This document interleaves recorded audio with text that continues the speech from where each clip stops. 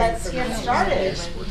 I'd like to welcome everyone here. This is always one of the highlights of my week, or the month, is to be able to come and learn together.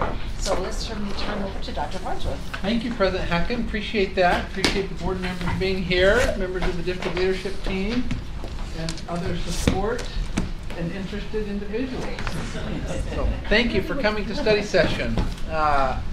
Rob Smith would always say the enrollment projections really drive what we do in the district. So it's a very important process that we go through, done by a very skilled team that does that. We're never perfect, but we're always striving to improve and get more accurate in our projections. So appreciate Jason and his team for the work they've done in preparing this for the board. This is our latest iteration, not a perfect iteration, but our latest iteration. We'll probably find some things to adjust, but I appreciate the work that's been done on it, and we will turn the time over to Jason to introduce his team and go through enrollment projections. Thanks, Dr. Farnsworth. I've always looked forward to this day. So I did the enrollment projections presented for the last 10 years. And it's been fun to train Derek on these things. He's done an excellent job picking things up, finding new ways to improve it, and just looking at the process. So it's been great. So I appreciate all the work that Derek's done on this. I'll turn some time over to him. First, recognize our team that's supporting him back there. We've got B. Tweedy, Robert Boyer, and Ryan Clark. So Ryan just started. He was not with us at the last board meeting, but this is his first board meeting. Started right after, and so he's our new assistant accounting director. These are other duties as assigned. It was listed. Yeah. Welcome.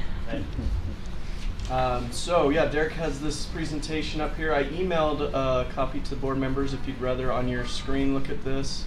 It'll have the page numbers up there. We'll turn the time over to Derek. Thank you, Jason. Excited to go through the enrollment history and projection. Where we've been, where we're at, and where we anticipate going. Some of the trends that'll lead us there.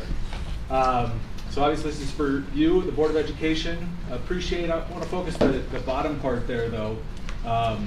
The business services team. It really was a team effort. As much as I did a lot of work in spreadsheets and whatnot, I can't speak highly enough of working with a great team. And so we've got a great team in business services to help put things together and get you good data. If you want to follow along, you can open up. We're going to start on page 3 of the enrollment book for those who have a physical copy. We're going to be looking at the exact same stuff on the screen, so you don't have to open the book if you don't want to, and that's just fine.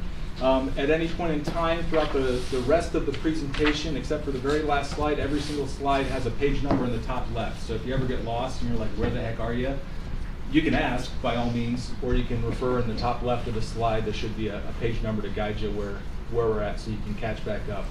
I tried to decide if I wanted to do like the really dry, slow version or like a really excited, fast version.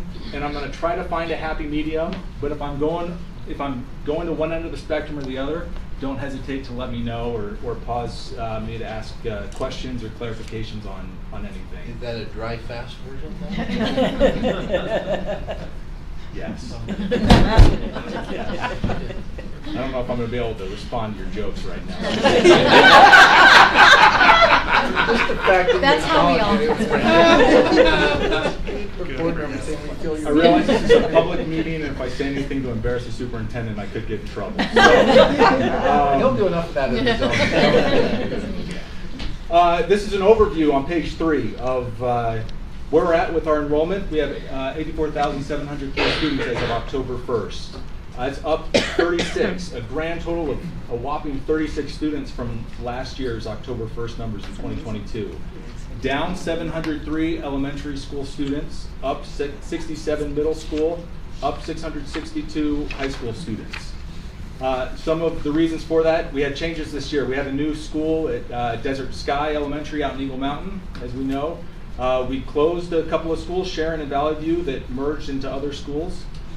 We had boundary adjustments between Belmont and Traverse Mountain, between Barrett, Forbes, and Greenwood, and between Lehigh Junior Willow Creek and Viewpoint Middle Schools. And so that adjusted some numbers and made it fun as we went through doing projections and projecting for the future. We also had John Hancock Charter School open in Eagle Mountain. Coincidentally, they had 753 students. We look at that total of elementary school students at 703 that we went down, and they went up 753. And yes, going down 703 wasn't all in Eagle Mountain, but I think it, more than just coincidental that our overall numbers are pretty good. October 1st, 2024 projection, what we're projecting for next year is 84,704 students, up almost double of this year, one shy of double. We're up 71 is what we're projecting for next year compared to our October 1st of this year. Down 383 elementary school students, up 7 middle school, up 447 high school students. With changes that are incorporated into the book, there's no new schools, there's no boundary changes, there's no other program changes or anything that's incorporated into this book. So anything that happens after today, whether in 2024, 25, or all the way through 2028, it's not incorporated if it's not the current boundaries or the current programs at the schools right now. So recognize that as we recognize things are fluid in the district, that students move in and out, programs change, boundaries change, new schools get built. That'll change the projections moving forward. And that's the presentation. That was the fast version. No, but that's the overview. We're going to go. My father tells me a story of a man who would go into a bookstore and he'd read the first chapter of a book and the last chapter of the book to decide if he wanted to buy it. We're kind of going to do that. Not that you have a choice of whether or not you're buying this book. You got one anyway. But we're going to move to the last chapter, if you will, of the book, to the end of the book here. If you want to turn to page 138. And what we're going to do is we're going to build kind of from the ground floor of where these projections are coming from, building from growth, birth rates, what the history's been, and you'll see that as we go through the presentation today. So on page 138, we have the construction report from January through June of this year. That was the latest data they had, was June of this year, and so we took January through June and compared it to January through June of last year as well to see how does that compare, to kind of get a feel for where we're headed in 2023. Then we could compare it to what was the actual in 2022 to make a projection for what we felt like the growth was going to be. So for instance, looking at single family units on page 142 of the book, in 2023, January through June, the units were down 53% from the same time period in 2022, with 2023 on pace for 1,073 units total. That's a 56% reduction. And yes, I'm going to throw out a lot of numbers, and there isn't going to be a quiz at the end to remember all the numbers. But in the bottom right, you can see where some of those are coming from. That last year we had 2,445 single-family units that were constructed in Alpine School District in the cities that are encompassed by our boundary. This year we're only at 853, and again on pace for 1,073 units. So single-family units is declining. In fact, if you notice, comparing 2022 January through June to 2023 January to June, the last two columns, only Cedar Hills actually increased in the number of units in that time period, and they only increased by 1 unit. So everybody else has declined in the number of single-family units. It's also interesting to note at the bottom there you can see the percent single-family units. What that is it's the percent of units that are built out of all the single-family units, the condos, apartments, duplexes, etc., of all the units that are built in the district. What's the percentage of those that are single-family units that were built in the district? So back in, say, 2010, it was 77.8%. So about 78% of the construction in our district was single-family units. Now, in 2022, it was just under 42%. So less of a concentration of single-family units. There's going to be more, as you can see, the multifamily, the apartments, the condos, the duplexes, etc. Which leads us to our next slide. Can you go back a slide and clarify? Yeah, something? absolutely. And I don't know if you or Jason have this just off the top of your mind. I don't need specific numbers, but as I look at the January to June 2022, 3/4 of the units for that year were built in the first 6 months. So there were 1,800, what I'm trying to reason through, there were 1,800 built January to June, another 600 roughly from July through December, for a total of 2,445 that year. Is that a typical, what more home permits are issued at the first 6 months of the year, or is that just an anomaly in 2022? When we were looking at this earlier, I think it is of when things started slowing down is that second half of 22. I mean, it already did from 21 to 22, almost in half. But I think that that's not a typical So we're seeing a year. reflection of this current trend more than a general trend of fewer homes are built in the second half of the year. Right. If we took a look at, instead of going January through December, we could also look at that. If we went July through June, I think you'd see a big difference there in that that year. Thank you. Yeah, thanks, Superintendent. On page 145 is the construction for multifamily and condo units. So similar to the single-family units, we can see in that January through June period, 2023 compared to the 2022, it's down 49%. We have 1,025 units currently, or for that January through June, on pace for 1,443 units.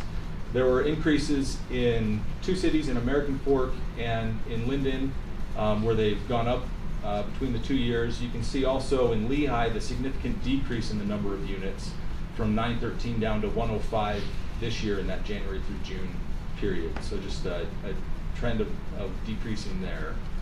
So Yeah, Julie. is this data showing when the permit is pulled or when occupancy is granted?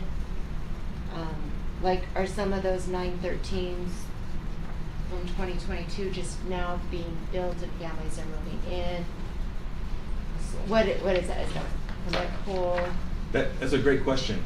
I don't know the answer to that one right off the top of my head. I think it's permits. I believe. think it would be permits. Yeah. Typically, what the data runs off of. Yeah, thanks for asking that. We're gonna keep moving on here. We're gonna go to the births. So if we keep going back in the book, if you will, as we go forward in the presentation to page 130, we can see birth to kindergarten enrollment. There's a lot of data on here. You got to use your good eyes on any version of this you look at, pretty much. But hopefully for those that have that digital copy, of which the digital copy is now available on the district website as well, by the way. So it's there for anyone to pull and to see that data. You can zoom in and see your heart's content. From 1994 to 2008, the births in Alpine School District were increasing on an average of about 5% per year. So we had a steady increase of that 5%, whereas in the next 10 years after that, the average was 0%. There was not an increase in the number of births. And we've seen that as students have aged through the grades, and we'll talk about that a little bit as we go forward. But then it has started to pick back up in the last 4 years, 2019 to 22, the average of 2.5% increase of births per year. And you can see those 4 numbers for the years there, as well as see the data below. So if we're looking at the estimated births in Alpine School District by school year, it's that first red box on the slide on the screen.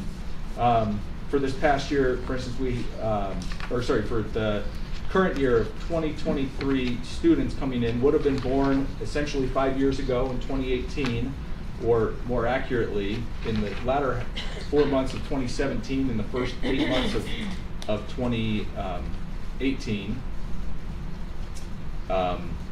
That there are 6,929 births. We had an enrollment of 5,352 students, so that was 77.2% of all of those estimated Alpine School District births were enrolled in kindergarten. And so this is one of the numbers that that we use strongly for estimating how many kindergarten students we're going to have over the next 5 years, where we have these births now for the 5 subsequent years, and we can use those to project out kindergarten enrollments for the total for the district for the next 5 years. Jumping to the next slide, it's much easier to see the trends there in the data. The top number, the top line in pink is the Utah County births, total Utah County births. The red line in the middle is the estimated Alpine School District births. And if you're looking at what year that is, you're going to want to look at the top of the chart to see what year that is. Because then at the bottom of the chart is what year they'd be entering kindergarten roughly, realizing there's not a requirement that they have to enter kindergarten that year. But the bottom line, the blue line, is kindergarten enrollment for those kindergarten years at the bottom part of the chart. So for instance, if you see in 2018, and I'm just circling it on the screen, 2018, we've got that 6,929 births estimated in the district, enrollment of 5,352 for the year 2023, or 2023. So those some of the driving birth factors. You can see if you look back at 2009, we were pretty close to 100% of the births in the district. That's where charter schools the following year and subsequent years have what's the word? Not come into existence, but charter schools have been established, and so some of those students are going to charter schools, and you can see that where we've diverged in the total births to the kindergarten enrollment. Let's go back. Can you just go back 2 slides there real quick? Yeah. So the point there at the very bottom, so the very bottom red there, you can see the last 4 years when we have the projections. We're projecting out 78% of the kindergartners are going to turn into, of the births are going to turn into kindergartners 5 years later. And that's changed a little bit the last few years. You can see this actual for 2023 was 77.2, which is below the average. The average of the last 4 or 5 years was around 82%. So there's where we missed this year on kindergarten enrollment, is it came in at 77.2 rather than around 80 or 81. So going forward, we kind of adjust that each year. So the 78 is what we've gone out with, not knowing if that's going to go down to 76 or go up to 81. We just kind of take an average of the last 3 or 4 years to be able to see where we should put those kindergarten students at. Thanks, Jason. On page 104, we've got the 3-grade total for the entire school district. And so what we're looking at here is the total enrollment accumulated for 3-grade sections going up from kindergarten through 12th grade. But that first one isn't just kindergarten, it's kindergarten, 1st grade, and 2nd grade. And then that second bar is 1st grade, 2nd grade, and 3rd grade. So the 1st graders there are in both that first bar and the second bar. Yes, the first bar and the second bar. Or at the last bar there, the 10th through 12th is the 10th grade, 11th grade, and 12th grade. So this is this current year's October 1st numbers, and you can see how we have a few more students in those secondary schools than we do in the elementary schools right now. If we go back in time 10 years to October 1st of 2013, you're going to see a shift here as well as a bump that moves through the years. So with the red box around K through 2nd grade, you can see the highest number of students there, which 10 years ago were in K through 2nd, now 10 years later are in 10th through 12th grade. And so we've shifted, and I'll move through some slides pretty quickly here so you can just see this movement. Again, back to 2013, 2014, 15, 16, and you can kind of see there's a bump or a hump that moves from the younger grades to the older grades, as now we've moved to 22, and then we're back to 2023. We've seen that as the students in some, or a lot of areas have aged out. And so we have then our K-12 differential, where if we have more kindergartners than we have 12th graders, we're going to grow with just move-up numbers.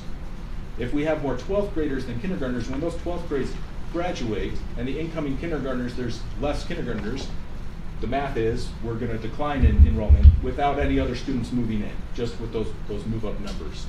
And so using these 3 grade totals, we can see some of the trend of the amount of students that are moving through the system, as well as where we've had the bumps where the junior highs a couple years ago were up a little higher and have declined in some of those places as the enrollments have moved through. Going along with those charts, so on page 105, just the bottom half, if you have the book flipped open to see both pages, is the data that goes behind the chart. So we've got the number of students there in each of those 3 grade sections, but we have also what's the growth as each of those sections moves up compared to the current 10-12 or 10-12 grades. So what I have circled there, that 612 down to the 329, is just seeing there's a big chunk and a large number of students as they move up. And, I'm going to flip back up to the chart. As those students move up that are in those grades, there's going to be a decline in enrollment just with the move-up numbers. And so you can see that cumulative growth over time and what the change would be in enrollment. If you flip to page 106, in the past we've had the data for each of the high school areas. This year we added a graph for those 3 grade totals for each of the high school areas. So it's something we shared with the board, I want to say last December, January, but now we're incorporating it here so you can see just visually, for instance, Westlake here, and you can see its cumulative growth as it's going to grow with those move-up numbers, and you can see that trend, more of the lower grades than the higher grades. Similarly, if you turn the page, Cedar Valley, a similar trend. There's more of the lower grades than the higher grades, but not a huge influx. I mean, the cumulative growth over the 12 years is all of 269, just with the move-up numbers again. And one point to remember here is these aren't with projected numbers going out. This is if everybody that's in the system in that cluster, nobody left, nobody came in, and everybody just moved up, this is what would happen. So there's no projection of growth. This is just what's currently in the system. Yeah, thank you, Jason.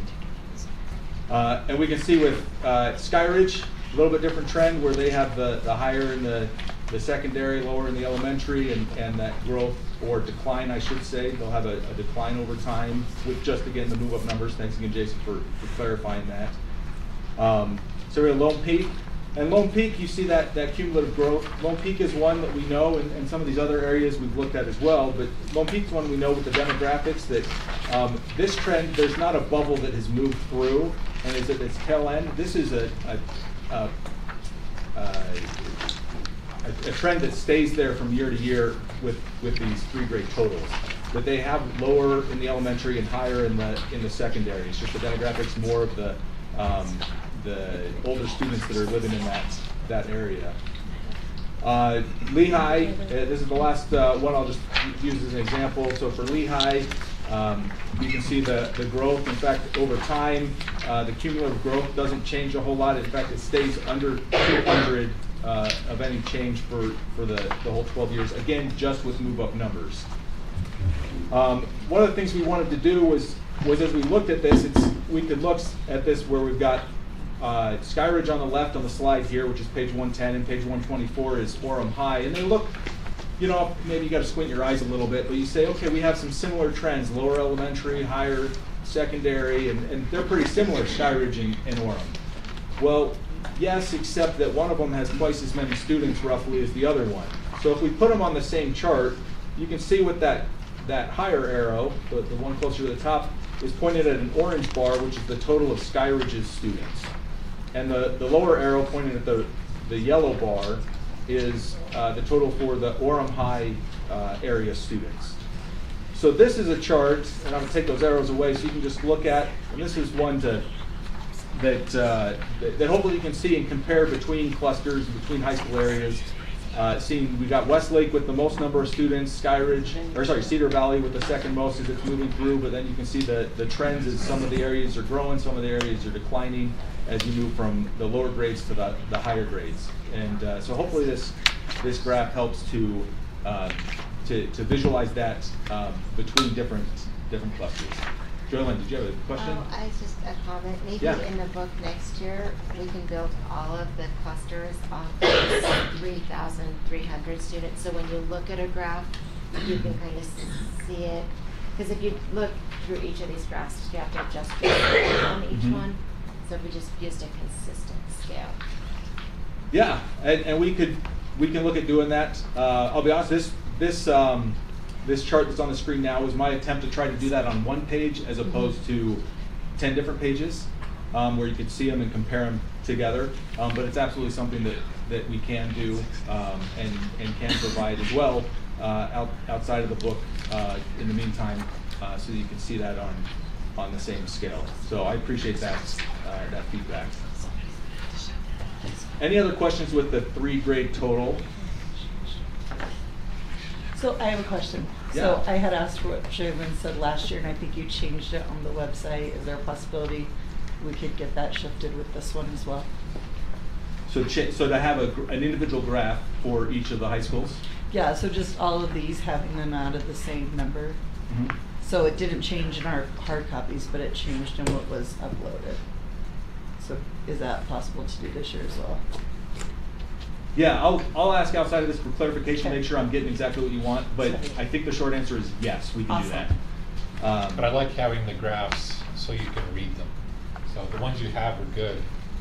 I think people can kind of, if people are used to reading y-axis, they should be able to figure it out. But your point is well taken. That this graph shows that It's the same thing. So they're it's easy. smaller enrollments. You're saying having all these numbers the Different same, right? clusters. Yeah. Yeah, we'll follow up on that. Keep the numbers constant and the bars which drop. Yeah. So that relatively speaking, you can see. Yeah. Then you'll be able to see this drastically different. Yeah, any other questions with this one? All right, appreciate that, and we'll get those graphs to you and work on, make sure I'm getting you what you need for next year's projection book too. Looking at page 127, this is the growth or decline by high school cluster, 5 years back and 5 years forward. So you can see we've got the actual numbers from 2018, 5 years ago, current numbers, 2023, and we can see the difference between them in that first delta, that middle gray area. So American Fork down by 413, or the big numbers, Cedar Valley up by 3,400 over the last 5 years, Westlake up by 2355 over the last 5 years, Pleasant Grove down by 1360. And I'm not going to go through and read all of them, but you can see them there. Overall change of going up by 4,831 students in the last 5 years. And then we've got, again, this year's 2023 numbers compared to 2028 projected numbers, and the delta, the change between those. So it's the second to last column on the right, where American Fork down 101, Lone Peak's down 1,000, Cedar Valley and Westlake are up 1,400 and 1,542 respectively. And if you notice, most of the schools are tempering their change, if you will, in that change. Whether it's if they're declining less in the next 5 years than this 5 years. Most of them, not every single one, but most. Or if they're increasing and growing, they're growing less in the next 5 years than they are in the past 5 years.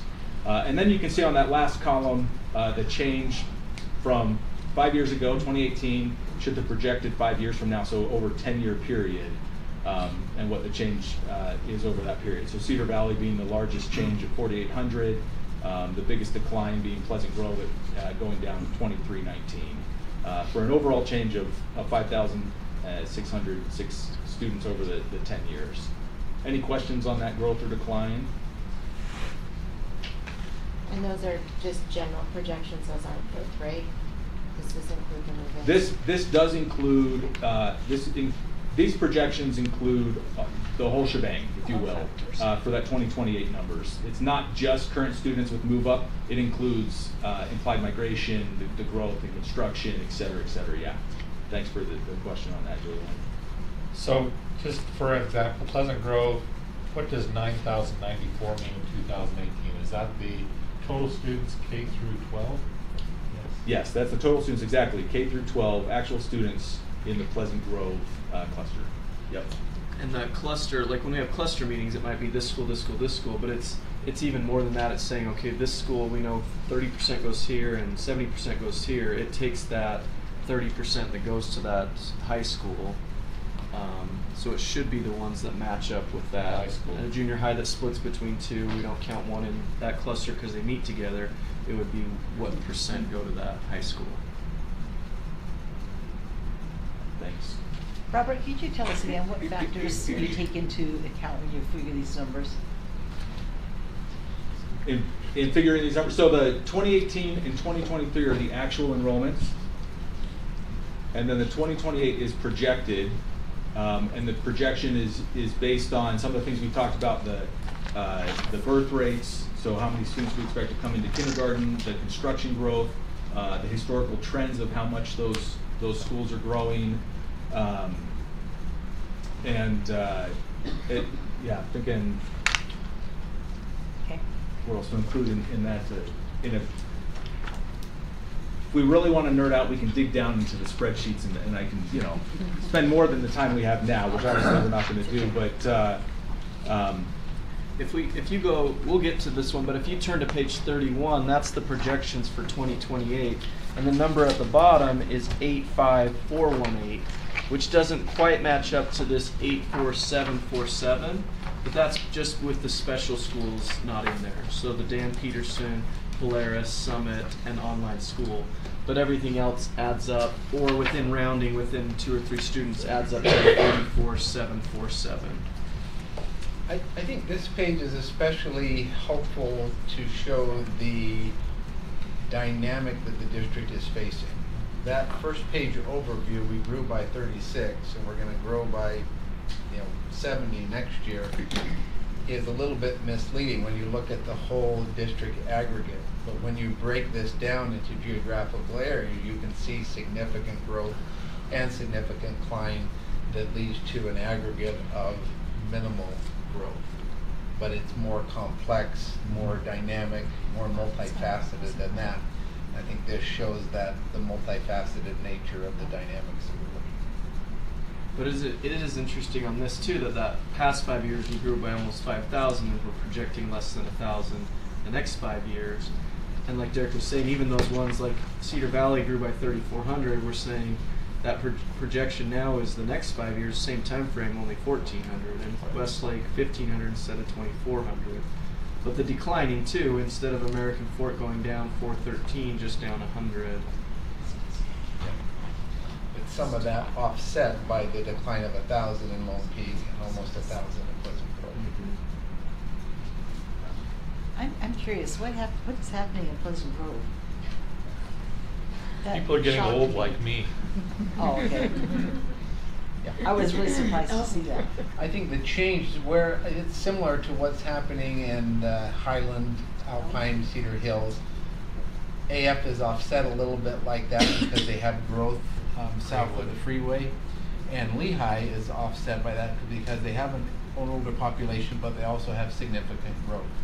So I think you're seeing that dynamic in those areas that were developed at similar times. That population, school-age population, is aging. And going back to the birth rates, I think we were saying for that 10-year period there was 0% growth on births.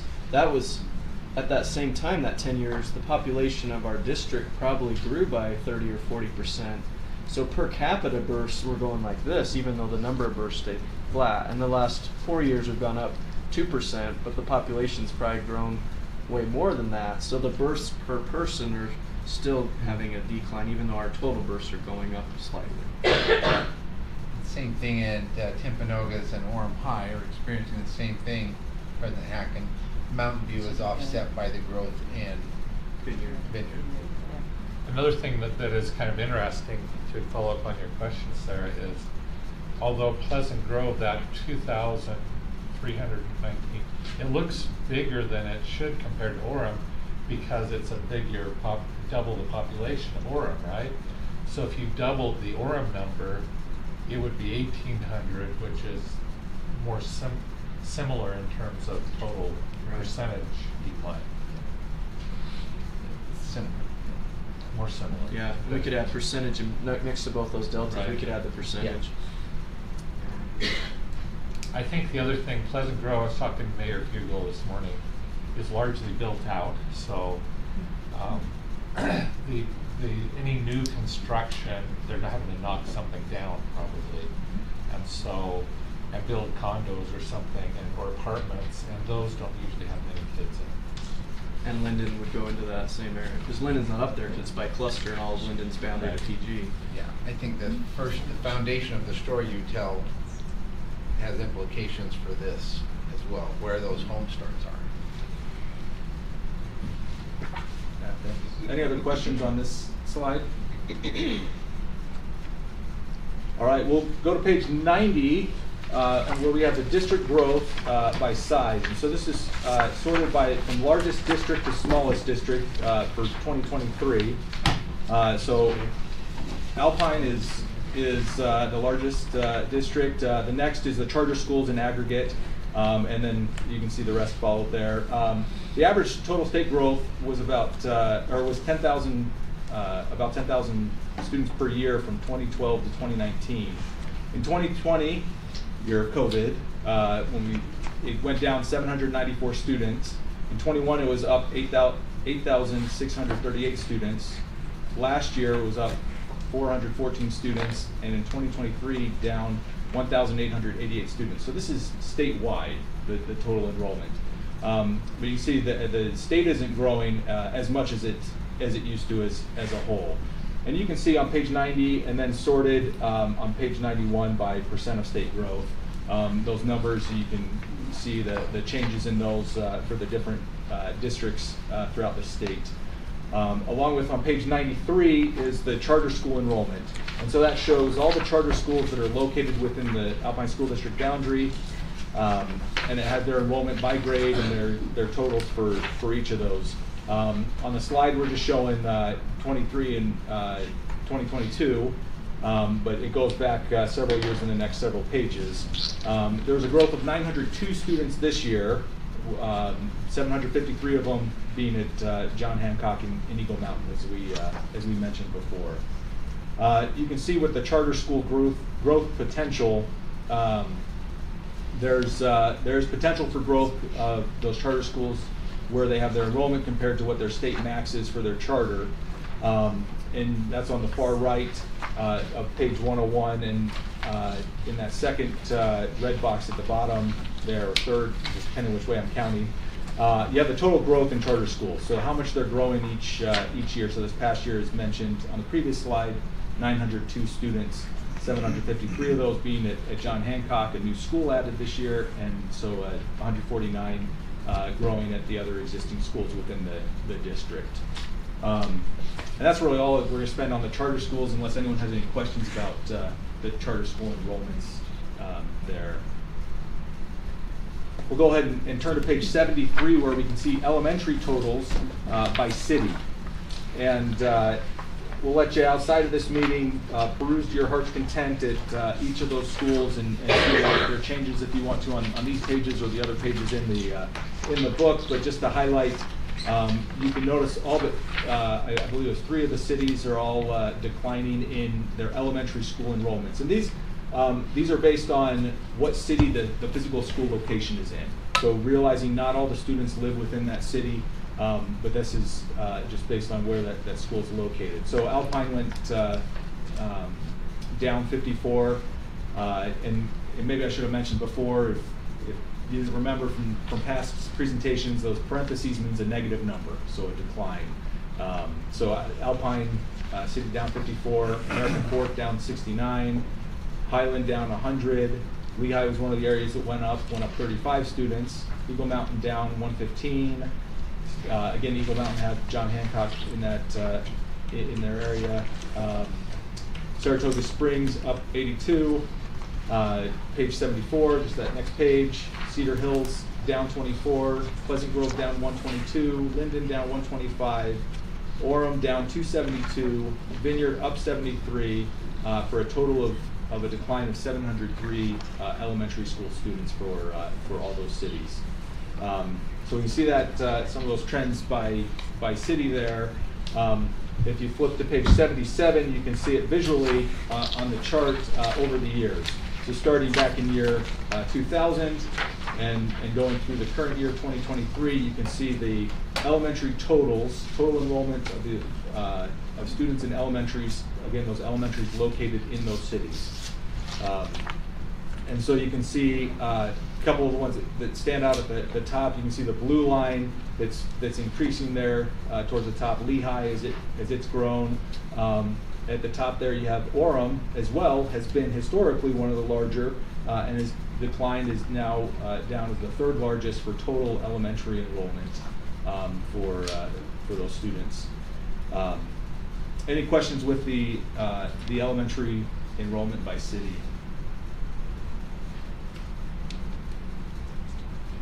All right, we're going to go to the average school sizes.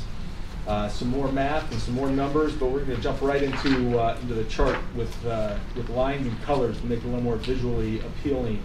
So this is the average school size for each of the school levels. So you have the elementaries are there, obviously at the bottom, hanging around in the 700s for their average school size through most of the years from 2000 to 2023. And then the pink line is the junior highs. And the brown line with the triangle points is the average size for the high schools. You can see off to the right on the slide that the high school increases or decreases from last year to this year. So the Cedar Valley increased 252, Westlake up 188, going down to the lowest being Pleasant Grove down 88 for an average high school increase. Again, average high school increase of 66 students.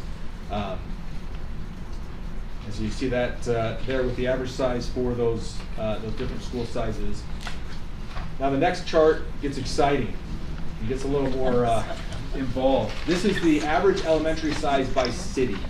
So you can see a little bit of how the cities have grown, as well as if we dug down and looked at different spikes or different declines where new schools were opened or some of the students from a city were taken into a school in another city, for instance.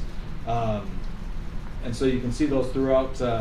This is one that my 2 cents is good to look at one line, not try to compare the lines so much, but if you want to see the trend of one line and focus on that color, you can see the trend through the entire graph. These numbers are incorporated in the book elsewhere, but here it is visually, so you can see those. And then we have, if we jump back in the book, forward in the Let's stay on that one just for a second. Oh, yeah. On the back on page 80. So it's interesting, like the top one there is Eagle Mountain. So jumping down from over 1,000 to 879 because of Desert Sky, but also John Hancock with the charter school pulling that, because the denominator got bigger. It doesn't have John Hancock in the denominator, but it does have Desert Sky. Most of the other ones, you see an increase besides the Highland area, but then you see Orem and Pleasant Grove with an increase in the average size with the consolidation of Sharon and Valley View. So that the one that there at the bottom, Pleasant Grove, going from the lowest to going, jumping higher than 4 other cities because of that. Moving the Valley View students to Central and some of the Central to Grove Crest. And then that Linden one's interesting too. It's just kind of that downward slope right now. The last 2 years of decreases, no change there, but just the two. There's only the 2 schools there.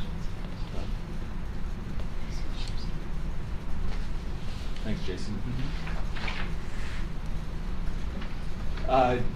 If we go back in the book now to pages 58 to 67, you can see the enrollment historically from 2000 up till now, the actual numbers, and then the projection for 2024 through 2028. So for the next 5 years, that enrollment projection for each school within each cluster. So these are alphabetically in this case, where we've got American Fork, Cedar Valley, etc.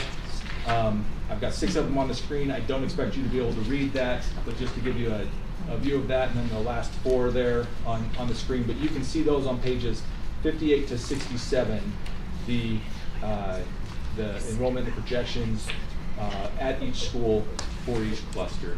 I'll give you just a second if you want to look at those and if you have any questions on any of those right now.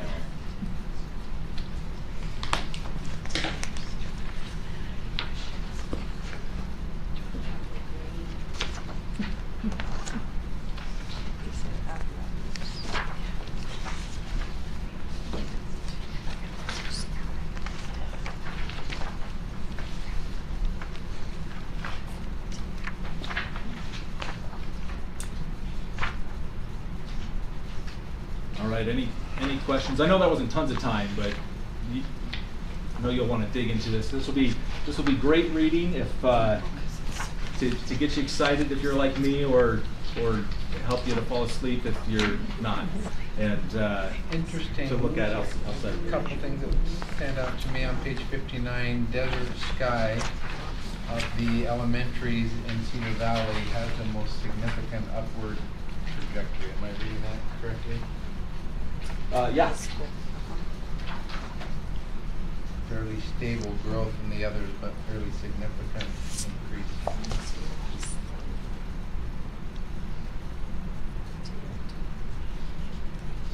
And I would say a lot of that driven by the growth in construction in their boundary. Yeah. Yeah. And Frontier is going to. Yeah.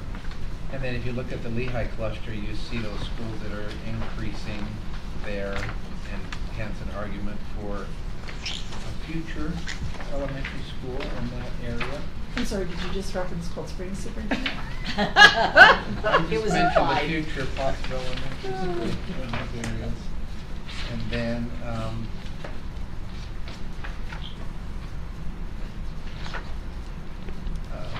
Liberty Hills would be probably part of that consideration as well on the Sky Ridge. Yeah. In that area of fairly significant growth. And then,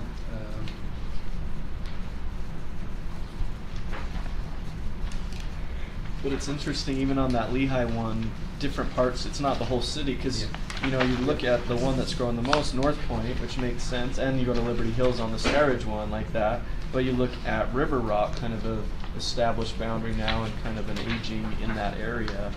And, of course, Lehigh Elementary, Meadow, Snow Springs, kind of just Yeah. stable, or going down slightly.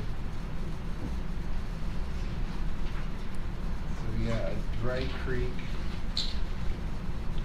Interesting that Dry Creek and River Rock are kind of going in opposite directions. I'm surprised that Dry Creek and North Point are so close. But if you look at the construction in like the Dry Creek boundaries versus the Riverview boundary versus the North Point and Dry Creek have the same type of construction coming in, where River Rock's construction is very much still the single family.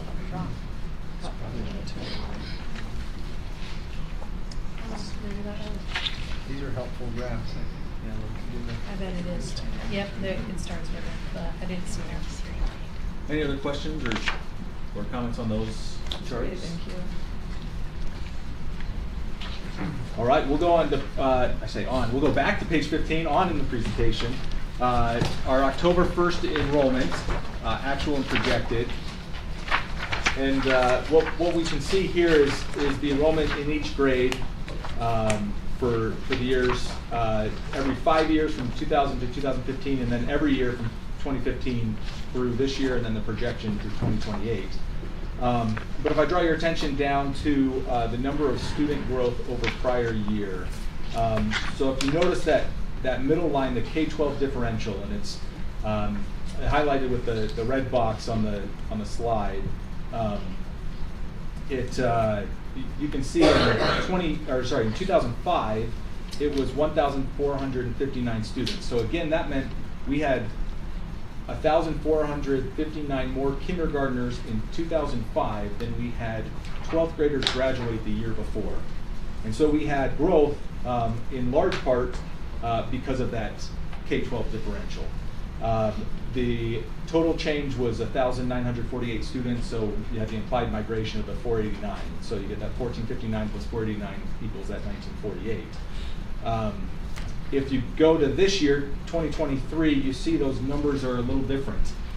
Instead of 1459, we're at negative 950 students. So we have 950 less kindergartners this year than we had 12th graders last year. And which means with student move-up numbers, we're declining by 950 students. Now our total change was the 36, as you can see there, which means we had 986 students of implied migration. And so if we look forward in the following 5 years, that K-12 differential, it increases. It declines, it grows bigger in the negative. Anyway, it's over 1,000 students for the next 4 years.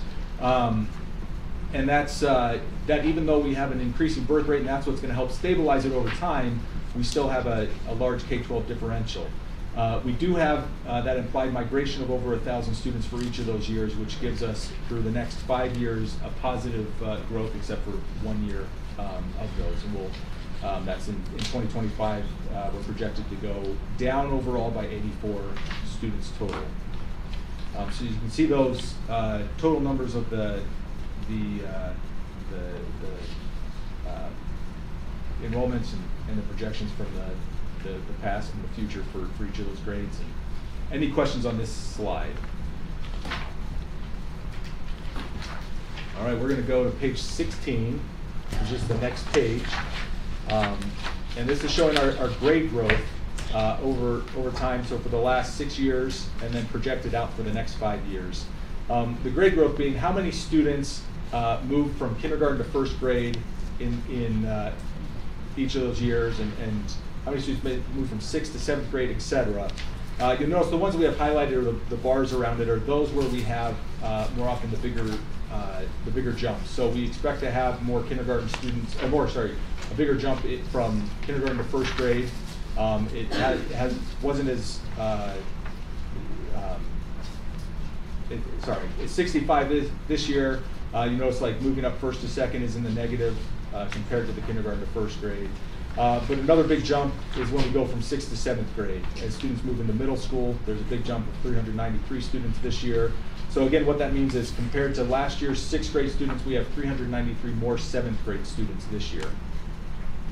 Again, 9th to 10th grade, as students move into high school, a jump there, 355 students. But again, same red bar there is just highlighting that 12th to kindergarten, or the K-12 differential that we have of the number of students compared to the 12th grade last year to the kindergarten this year for each of those grades. To one of the fun parts, a large number of numbers. Is that redundant?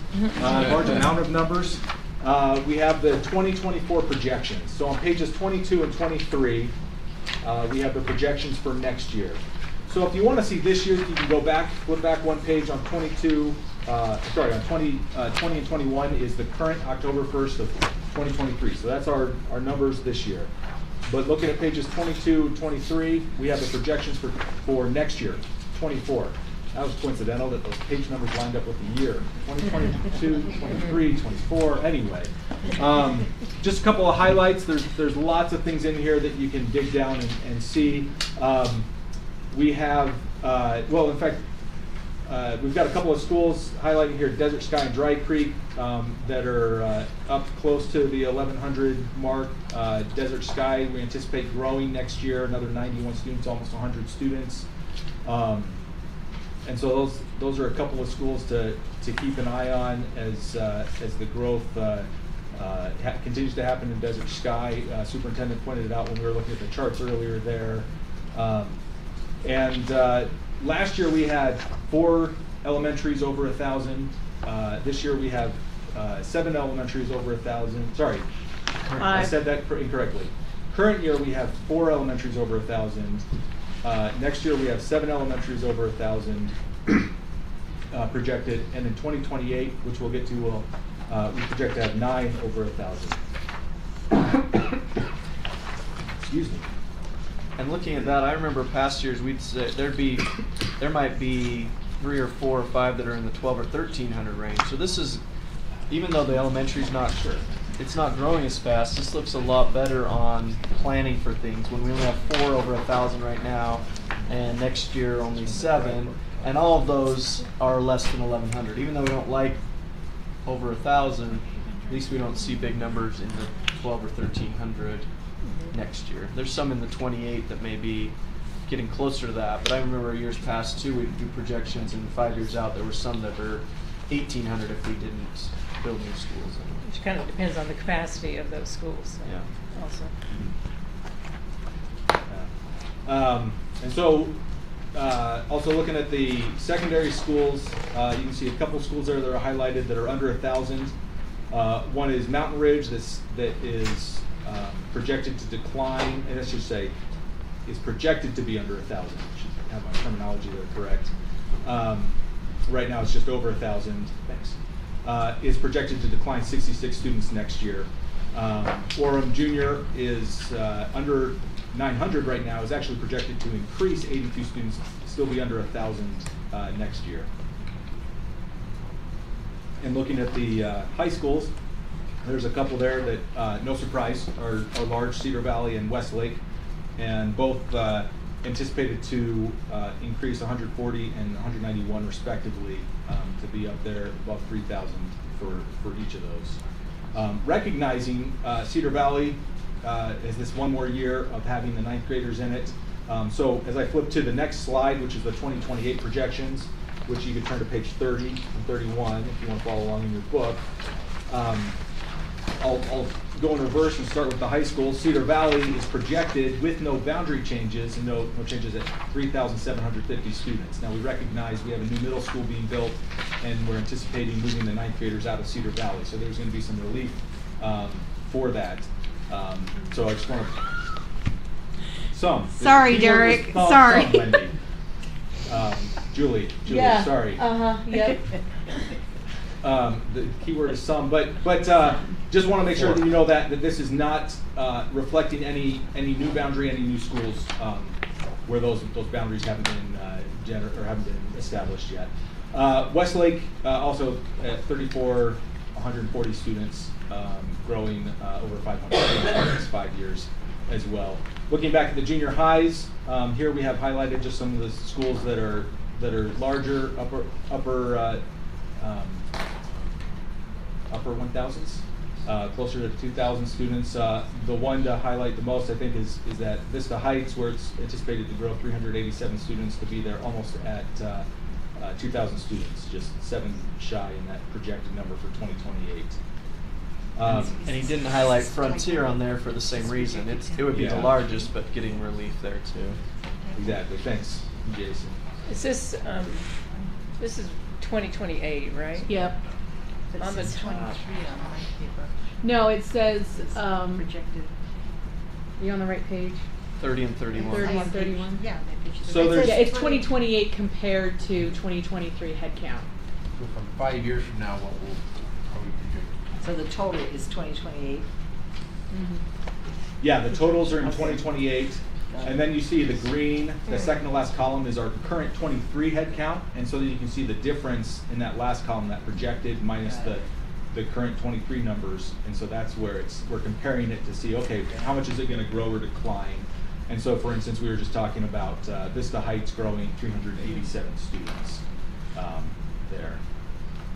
For the elementary schools, just highlighted a couple of large ones and some small ones.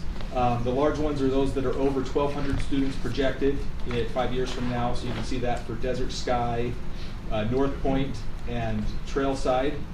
And then the schools I highlighted just for the small numbers are under 400 students. No surprise with Cedar Valley, they're at 75.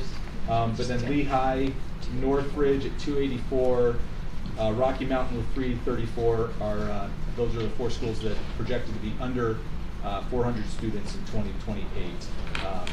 And total change in the number of students for elementary, we're anticipating the elementary is going to decline by 63 students in the next 5 years.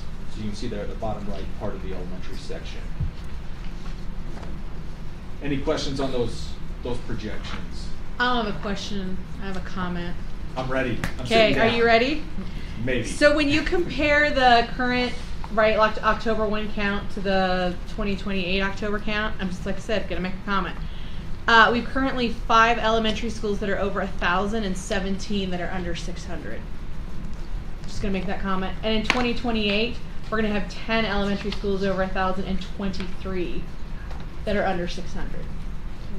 So I think the conversation that we had earlier today about the tale of two districts, we're going to see a continuing widening of that. I think you see what was manifest in those drafts before. Now you see it in how it affects particular schools. Yeah. And it's interesting too, because when you look at the data from what schools are over 1,000 now versus what ones will be over, River Rock and Thunder Ridge drop off. So they drop and decline under the 1,000 mark, while at the same time, when you look at the schools that are under 600, the ones that go over it are like Barrett, Meadow, and Mount Mahogany. That those ones are supposed to go over 600. So I think one of the things too is we have conversations. It's not just current numbers; it's also projections looking forward, because you wouldn't want to say that like, oh yeah, we've got to deal with River Rock when we feel like it's going to stabilize, or the same thing with Meadow or Barrett. But it's just kind of an interesting dynamic to look at, that those numbers increase on either end. The ones over 1,000 and the ones under 600, we're seeing significant increase in the 5 years in both of those numbers. But I also think when we say under 1,000, like 991 is darn near close enough for me, right? So Yeah. I think we get a little, or maybe they don't hit the 1,000, but they are very, very close to it. We also, very interesting, possibly a boundary adjustment when we look at Westlake and the 2 middle schools that feed into that, and the different growth between This Vista is growing Heights and Liberty. so much faster Or at than Lake Mountain, yeah. and how we can possibly adjust that to alleviate. Yeah. It's interesting too on the 2 Vineyard schools, Trailside at 1211 projected and Vineyard at 563. Which Yeah, we- that's another one that Yeah, stood out. That boundary. like there is going to have to be a boundary Some adjustment. of these we can solve Yeah. with a boundary adjustment. Others we're not. That's an easy fix. It's gonna be less hard. I appreciate you bringing that up. I think that drives at the point of what's all this for, right? What's all these numbers for? What's this whole presentation for? Is to bring some data to you to hopefully help in data-driven decisions of what do things look like right now, and what do things look like projected 5 years out, and where are those trends taking us, and what are the needs that as we make whether it be capital projects, program decisions, et cetera, what are we looking at? So appreciate you bringing that up, Julie. One point. Is it helpful as we start to look at these to clean up some boundaries? Like we have lots of schools that feed multiple places. But as I look at the numbers, maybe we don't need to feed multiple places anymore because the area's declined or stabilized. So can I jump to the next slide and see if this is what you're referring to? So the feeder flow chart on page Yeah. 35, if you want to look at that, you can see where elementary schools feed to their middle school or junior high, and where those junior highs feed to, or a different way of flipping it is what feeds into each of the high schools. And so, Joylyn, are you referring to things where these schools aren't the 100%, but they're the split, so they're not a pure feeder? Is that what you're referring to? Yeah, like Freedom is flowing both to AF and Skyridge, but maybe it's time to just feed it towards AF where the populations in the high school is She didn't notice it's Like- also feeding a lone peak. You know what I mean? But Yeah. just cleaning that up because they were obviously created at a time of high growth in that area. Because nobody would just naturally want to split kids all over the kingdom. But it might be time to start cleaning those. I think it's difficult to say just cleaning up to make it so they're direct feeders, because it still would be hard. It's And still, no, it's, if you're gonna make a change, you don't wanna make it just to clean things up, you wanna make it because you're. no, but want it enrollments. stabilizes your enrollments Right. at your high schools. It's a stabilization, where numbers are Yeah. declining.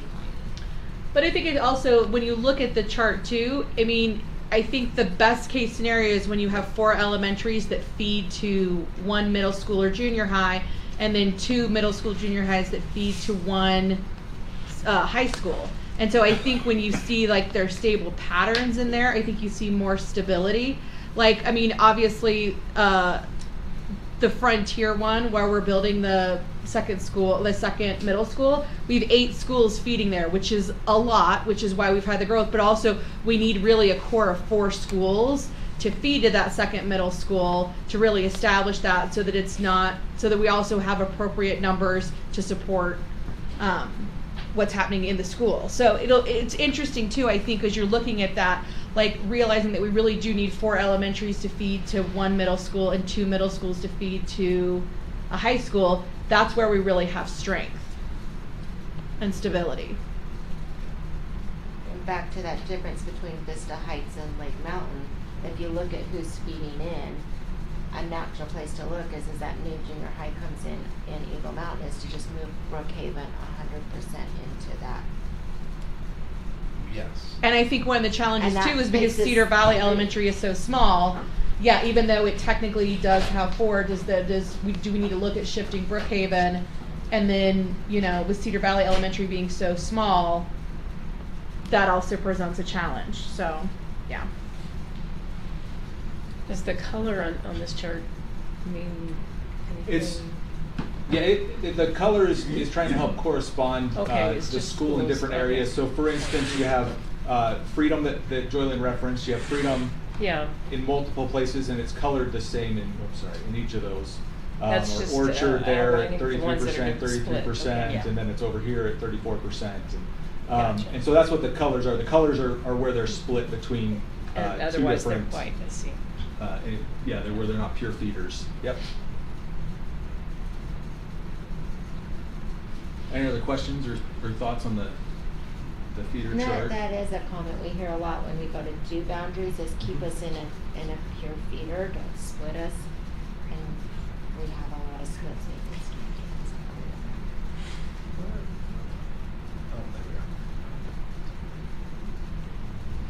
All right, if we go to page 37, so you can just flip over a page, you can see the graph of the high school feeder schools throughout the district. And what this means is the total enrollment for the top line's the elementaries, not surprising, the most with the most grades in it. They're hovering in the 40,000s. And then you have the high schools and the junior highs in the darker, I guess depending on which screen I'm looking at, they're darker purplish or and then a pink or a color for the junior highs. And you can see just the total enrollment throughout the district for each of those over time, from 2018 for each year through this year as actual numbers, and then as projected next 5 years. And then down, almost hidden at the bottom, are the special schools. So you have Dan Peterson, Horizon, Polaris, ATEC, East and West, and those special schools that totals. So we have the total number of those, and then it's broken out on the subsequent pages for each of the high school areas. So for instance here you can see the trends over time for the Westlake area on page 39, and the previous page. So if you have the 2 pages open, the page up above, you can see the numbers that go behind that chart and which schools are feeding into that high school, the percentages. It corresponds with the current year, at least it corresponds with the current year of the percentages in the feeders, and you can see that history of each of those schools. Flipping to then page 41, just flipping over a page, you can see Cedar Valley's trends. It's a little less color on the data there because they don't have any schools that are being split right now. Kind of back to Ada's question of what the colors meant. They don't have colors being split because they're all the elementary schools feeding into Frontier there. And then flipping, oops, I went the wrong way. So Sky Ridge on the next page. And again, I don't mean to take a lot of time on each one of these. I'm happy to pause and if you want to look, but just to give you an idea of each of those, there's a chart for each of the high school areas. On Sky Ridge, one example, you can see a significant change there on page 43 between 2020 and 2021. That change is where Viewpoint Middle School opened, and so we had the 9th grade move out of Sky Ridge and into the middle school, so thus the the increase in the number of students in the junior high and the decrease in the number of students in the high school. The jump in the elementary school came in large part because Liberty Hills got pulled into the Sky Ridge boundary. So some of these, where you see the jumps and the dips and things, they have some, if you will, some stories behind it or some explanation behind it of why they are. But those are the high schools. There's one for Lehigh High, and then flipping to page 7, we're going to jump back to kind of the sum of all, or the chart of all charts, the sum of all charts, where we can see the projected enrollments and actual enrollments for the past and the future. And so we follow the black line with the black circle. That's the actual enrollment. So and that's where the numbers on the chart are coming from, or the actual enrollment. So back in 2012, 70,863, going all the way through 2023 is the end of the black line at 84,703, our current number. And then the red line is projected the next 5 years. That red line with the red circles, the 84,774 next year, going through 2028 to 85,418. But you can see what this chart also does is you can see how every year there's an adjustment. We project 5 years out, and generally speaking, as we go 5 years out, we're a little bit farther away from the actual. They're less accurate 5 years out because there's changes that happen. There's growth that comes in. There's crazy things that happen, like in 20 and 21, where COVID happens and there's a decline, and all of a sudden there's a rebound the following year in 21, and that impacted projections to be lower or higher. But you can see, if you look at the beginning of each of those years, or each of those projections, most of them aren't very far away from the actual enrollment. So, for instance, if you're looking at the year 2013, we have the actual enrollment of 72,467 students, and the brown line with the brown square is just up above that.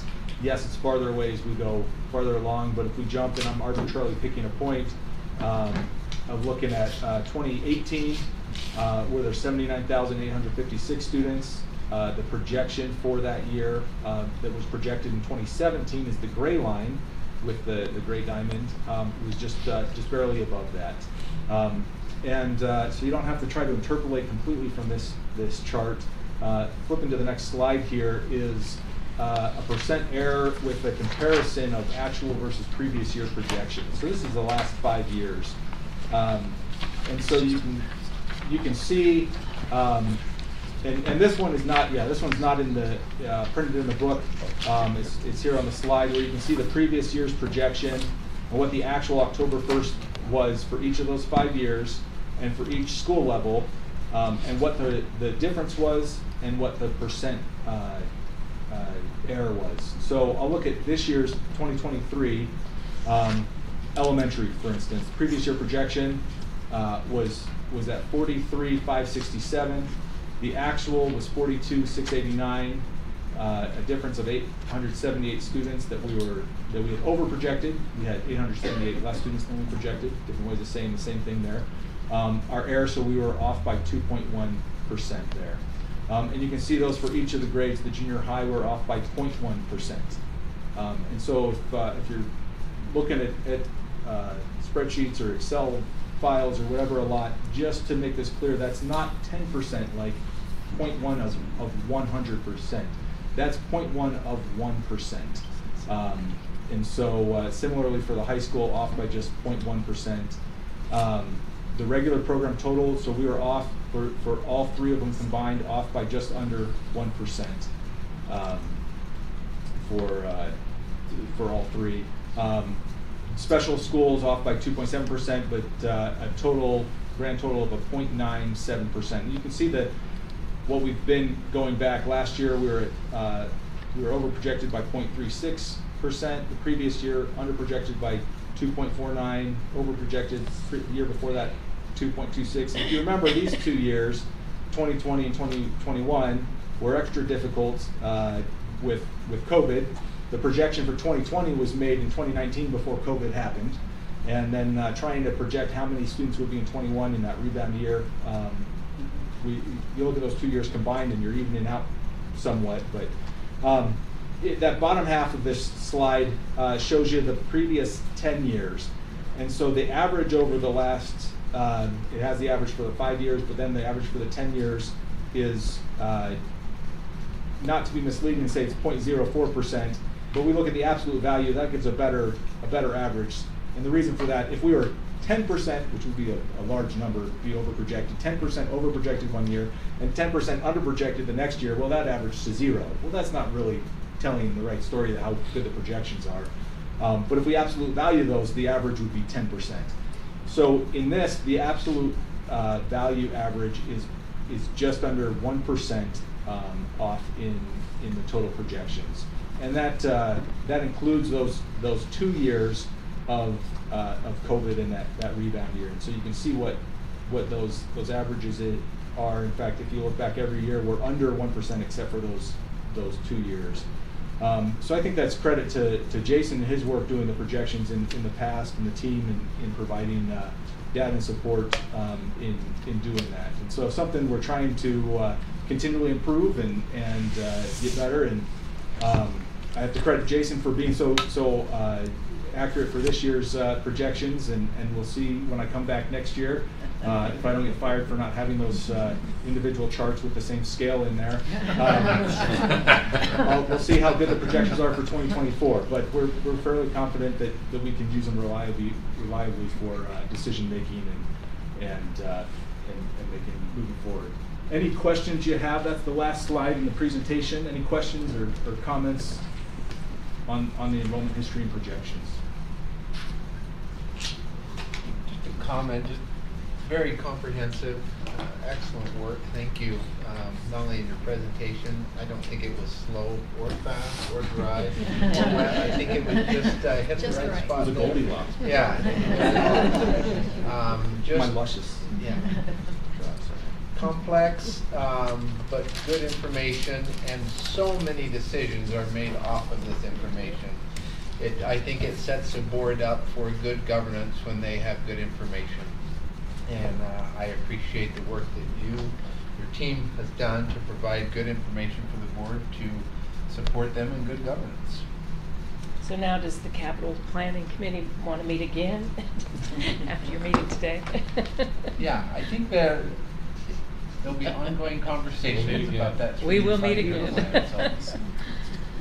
And this will also drive, so the capital planning a lot on that, but then right now Derek's next assignment is FTE allocations, which this will go right into that, and figuring out scaling for elementaries and secondary, you know, where we put the resources we need to help the students. Awesome. And the capital planning will drive the capital budget process and the need for revenues to address growth and declining. It's just the net neutral in terms of growth does not tell the full story. And I think we need to remember that there are challenges we have with increasing enrollment and the need for new schools, and the challenge we have in declining enrollments and the need to adjust those. And one solution does not address both needs. I've seen those wheels you can put on the bottoms of houses. You just get a lot of those and go to school. You probably haven't thought of that one. And whole-scale boundary adjustments create transportation challenges, which we're already dealing with as well. So we've got some challenging variables that present wonderful opportunities for us to navigate through. I'm so excited for whatever transportation is going to bring forth. President Hackman, that Okay. concludes our enrollment All right. report. Well, that is wonderful information, and you're right, good decisions are based on good information, so thank you for that, for the entire department back here. Thank you. We have about 8 minutes to do the board governance, and Sarah's going to do it today. We're talking about nuanced pages, what was it, 83 to 95, 84 to 95? Yeah. But before we launch into that, I just want to remind everyone that we need to get Power Up for USB finished by the December 1st, right, which is Friday. I think most of us are done, but just in case. And also, if you want to go to the NSBA, we need to have that information to Rhonda before the 1st, because the rates go up on the 1st. And I have found NSBAs to be very, very helpful in terms of looking what other districts are doing, even though they may have a different amount on the WPU. A lot of the procedures, we've gotten some very, very good ideas about how they're solving problems and how they're doing things. So as you make that decision, please let Rhonda know the next couple days. Okay, Sarah, did you get connected? I think we're working on it. All right. Jason, did you get it? Yeah, I got it. Okay. We'll get it there. I think I can do this in 5 minutes. I really do think. These are just some of the highlights of some of the quotes that we are pretty nuanced. To be able to take out any kind of board governance out of this book, I think we have to be nuanced, and so we'll celebrate that. But this is a couple of the quotes that I found pretty interesting in the book, and the first one is, once leaders become dependable as trustworthy and interactive partners to become part of the group, they don't have to be present all the time for group trust to flourish. The other one was, Okay, there we go. autonomy doesn't mean isolation, it means trust and interaction. I think that's great. Nuanced leaders are system thinkers who pay attention to detail as they think about the big picture. And the last one, that is the last one. I wanted you to take a look at this this picture here and think about the boat or the ship being Alpine. We're all on the great ship. And looking at that, I don't know if you can see it very well, but each one of those figures is listed with a number. And it kind of thinking about who you are in this picture. Who are you on this ship? And if you were to talk about leadership qualities, like someone who's visionary or inspirational or a critical thinker or a good communicator or authentic, maybe self-aware, open-minded, creative, or flexible, it makes you think, where on that boat would that person be listed? And you'll notice that there are about 6 figures that are not on the boat. What do you think that could mean? What does that look like to you? Who would that represent, or what does that represent? Well, some look like detractors. Others look like they totally have no interest. Others are drowning. Yeah. Other ones look a Other little ones are more taking hot apathetic, shots. sitting under a tree, getting some sun. I think we have definitely felt the consequences of number 17. Just people that are just wanting to just kind of bomb you all together. I was going to have you look at some of these quotes that I had and try to find exactly maybe where they fit in. Like, for example, autonomy does not mean isolation, it means trust and interaction. I would think probably number 20 would be that, don't you think? Sitting alone there on the island, what's going on? Doesn't really matter. But because of lack of time, we'll kind of move forward. But this is G.K. Chesterton. This is what he said: "We men and women are all on the same boat upon a stormy sea. We owe to each other a terrible loyalty." Now, when you read that, you think, well, we look at the word terrible and we think it's something that's negative or bad. But it's really thinking more of the context here means complete. And so complete loyalty. So because life is stormy and we're in the boat together, we got to work in the spirit of cooperation and kindness. If we're intent on charting a successful course for ourselves, the loyalty is terrible as it is non-negotiable. We need to be fully binding. And what's amazing about this terrible loyalty is it usually draws out the best in each one of us. And so as we go throughout, our time here on, in the district, I think we're gonna, I'm doing the wrong one. I think we'll find that we can one day maybe be 18. I have felt that way. And then maybe I'm up there, at number 2. or maybe I'm down with superintendent and 6. I feel like we've got a really good district leadership team who are kind of 8 to me at sometimes. They're kind of just getting ready to go, and sometimes we may feel like we're 15, just kind of pushing back on things maybe that we're struggling with or we're not understanding or don't agree with. And so as we kind of are working together and being cohesive, I hope that we are loyal, terribly loyal to each other, and to, even if we don't agree, I think you can still be loyal. So anyway, how's that for? Would you put that quote up again? Sure.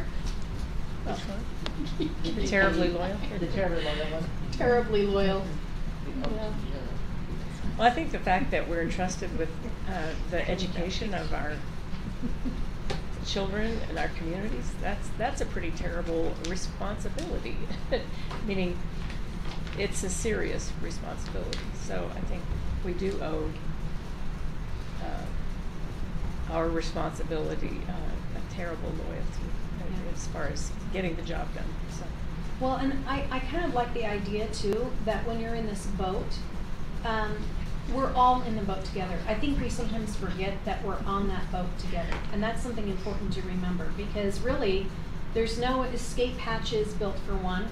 We're all kind of in that together. No, there's vouchers. There's vouchers. There's vouchers. Yes, there are. If the district fails, I think, we all feel that in some way. Isn't it funny, with something, for example, like a bond failing? I mean, that felt like that cannonball right there a little bit. And there was all hands on deck and trying to figure out what we're going to do. So I hope that we're all on the boat instead of number 12, missing the boat, or being 19, 17, 18, 20, being negative, just kind of out of the boat. I don't know what 14 is. It looks like they're violently sick. But I think I felt that way when Mom did that. So I think we've all felt that. I think I figured out what 19 is. Is that like a shark hat? Oh, is it? Oh, yeah. Well, maybe. That was a bird. I was Anyway. trying to scare him. Yeah. It's a shark. So that's all I have. We're out of time. Great, thank you very much. Very, very interesting. Bill, dismiss this meeting and go in and grab a bite to eat, and then on to board meeting at 6 o'clock.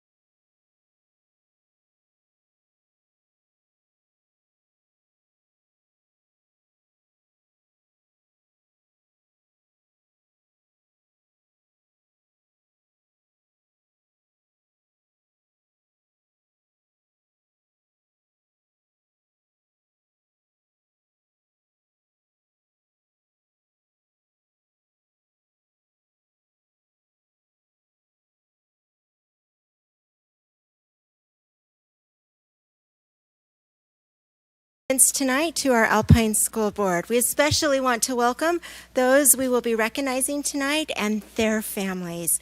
We will start with a Pledge of Allegiance by Cammie Harper and then go to an inspirational reflection by Wendy Jensen.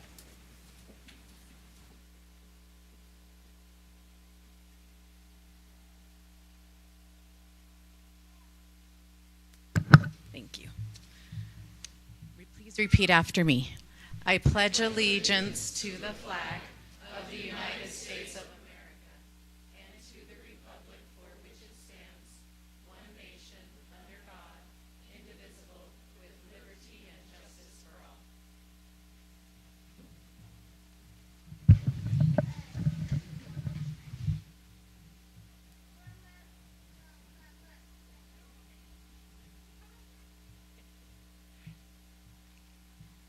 Try not to cry. I'm going to do good. This is going to be great. Okay. Get real close. I know. Can you hear me? Sorry. I thought it was going to be facing them. It was going to be a lot easier. No, just kidding. Is it working? There. Is that good? Okay. Ready? Okay. My name is Wendy Jensen. My reverence and thought today is about gratitude.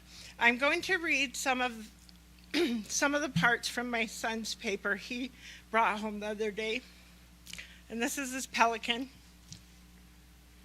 from Harbor Point.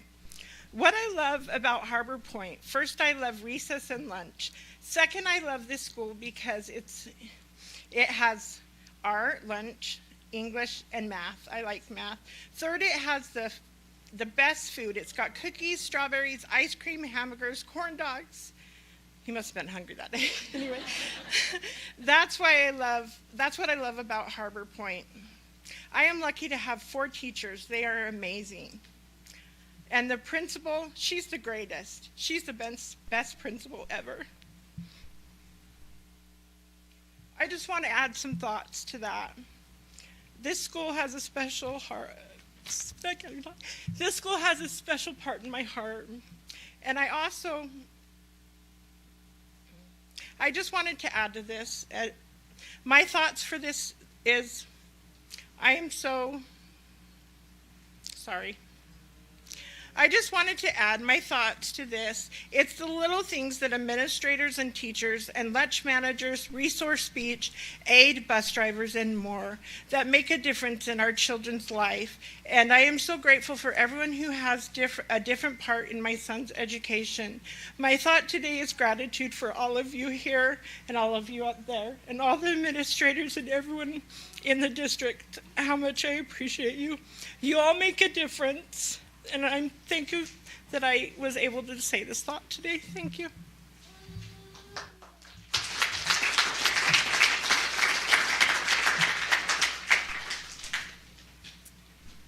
As the Board of Education, it is important for us to recognize various accomplishments made by students, employees, and patrons from throughout the Alpine School District. As we honor these individuals and groups this evening, we acknowledge the families and the others who have helped achieve their goals. Thank you for your support you have offered to those that we recognize at this time.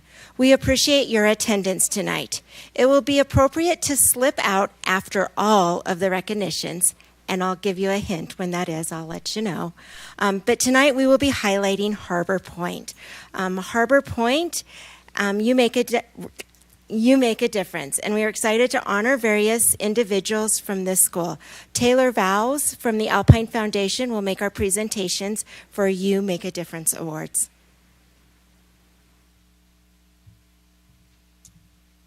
Good evening, everyone. My name is Taylor Vowles, and I'm the newest member for the Alpine School District Foundation. I'm the newest board member, I should say. And I'm excited to be here tonight. I have a deep love for education, and I have 4 boys who are in Alpine School District, 2 at Pleasant Grove High School, 2 at Manila Elementary, and I myself am a Vineyard Viking. And so I'm excited here tonight. I'm going to talk as if though I'm a Pelican tonight about our honoring our recipients. And I'm very excited. I was really excited to read all about the recipients And also go to the Pelicans website, which I highly encourage everyone to go to the Harbor Point website and look at all the cool pictures of all the teachers and all the staff. And the only thing I would say is, Principal Bowman, I probably a demerit on your part for not dressing up. I think you were the only one who's not dressed up. I'm teasing. First honoree is Alfonso Contreras Basurto. Alfonso, come on up.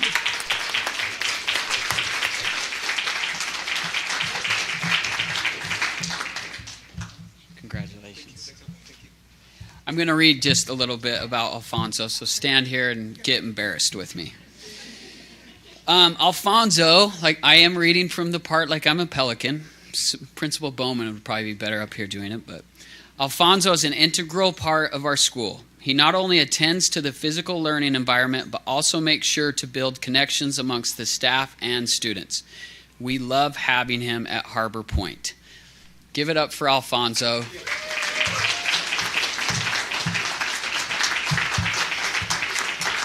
All right, Holly Height.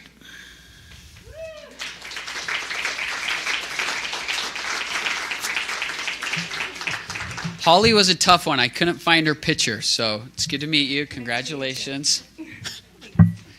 And we don't know what you would have had on your picture either. And Alfonso, you didn't do a good job dressing up with your picture either. Disappointed. Holly is an individual whose quiet way of going about her work has ripple effects into all areas. She is kind, reliable, and just gets kids. That's tough. Good job. She truly makes those she works with feel safe and seen. Congratulations, Holly. All right. We have Adrian Hansen.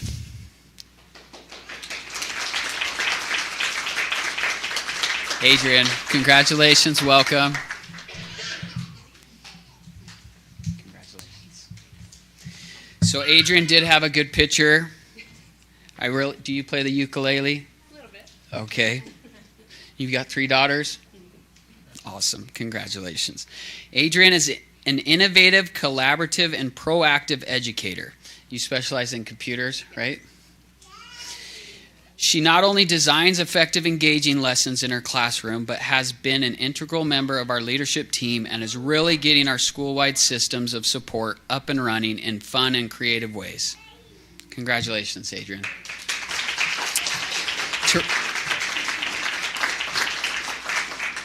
Teresa Papke. Teresa.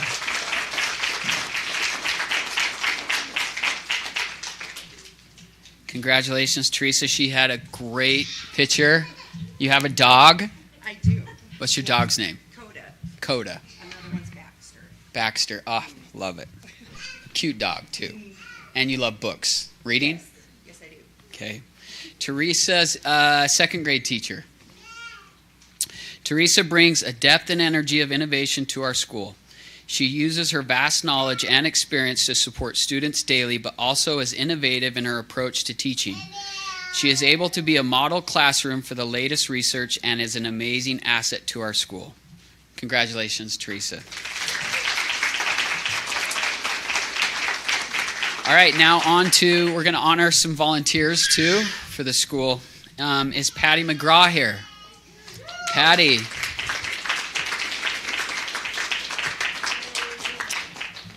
Congratulations. Thank you. Patty has a fantastic vision for building community and is working with her board to make that vision a reality. We love the new traditions like Fall Festival, family activity nights, etc., that she is helping to make happen. Her vision, enthusiasm, and leadership is taking our school community to the next level. Congratulations, Patty.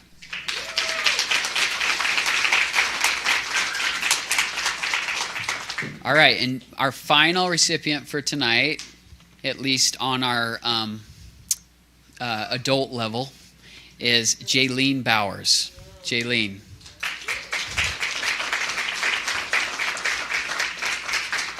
Congratulations. Jaylene spends hours on end at the school supporting our teachers, helping students with reading, and even helping to open milk cartons in the lunchroom. She has quickly become a familiar face to the students, and they love having her around. We feel so fortunate to have her as often as we do. Congratulations, Jaylene. Thank you. So we will now have the district staff take a picture, and then we'll have a second for all of our support families to take a picture if they would like.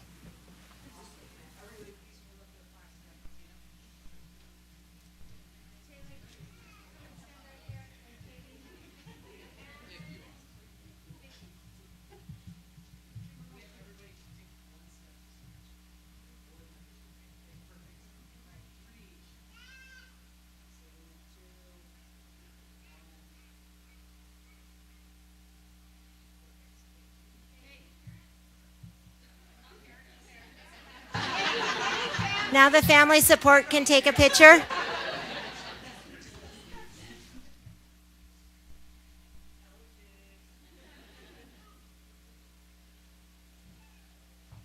and then if you'll just turn and shake the hands of the board members.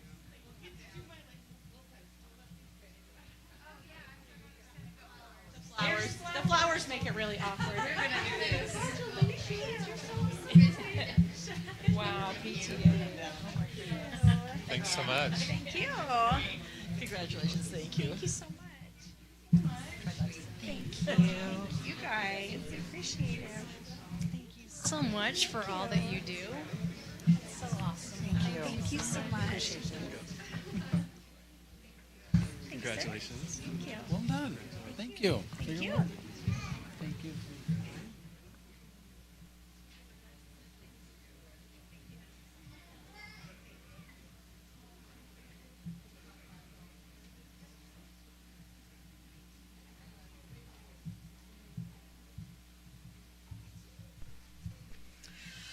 I get to recognize our fabulous students. And we have really amazing students on top of our amazing staff and volunteers. So Johnny, it's your turn. Come on up, bud. Come on up, right up here, bud. This is Johnny Harrison.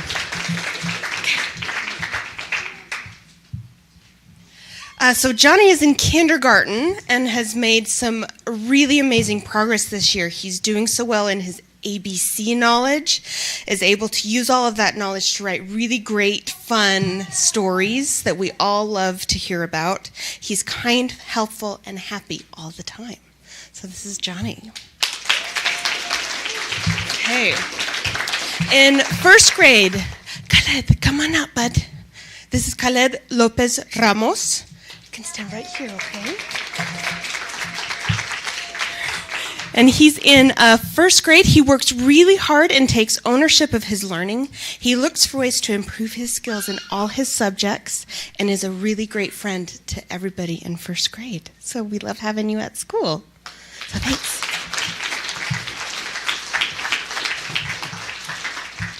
In second grade, we have Kyler Larson. Kyler, do you want to come on up, buddy? And actually, Kyler is in Mrs. Papke's class. I mean, you can kind of see he's a little nervous, but he's got the best smile, is always a great friend to everyone, and has been working really, really hard in his class. Yeah, he's saying that. Yeah, you are. And he's seeing some great gains and good success, and we love having you at our school, buddy.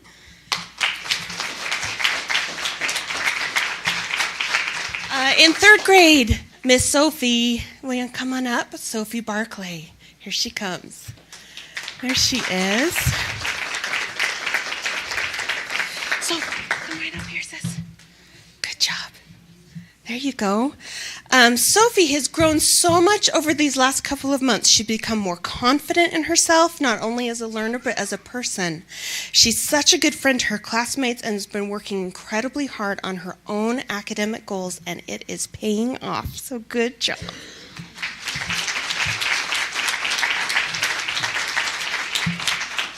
Okay, in fourth grade, we have Austin Sharp. Austin, you want to come on up? There she is. Right there. And she is such a hard worker, always positive about what she is doing and the learning that's happening. She's top of her learning in her class and her grade and wants to do so well, and she's kind and a friend to everybody. We love having you, sis. Hey. 5th grade is Piper Griffin. Piper, do you want to come on up? I don't know that I saw. Oh, there she is. I was like, I think you came in late. Come on over. There she is. Piper is an exceptional student. She embodies the characteristics of kindness, responsibility, determination, and excellence, and is really looked up to as a role model in 5th grade. So we love having you at our school. So thanks.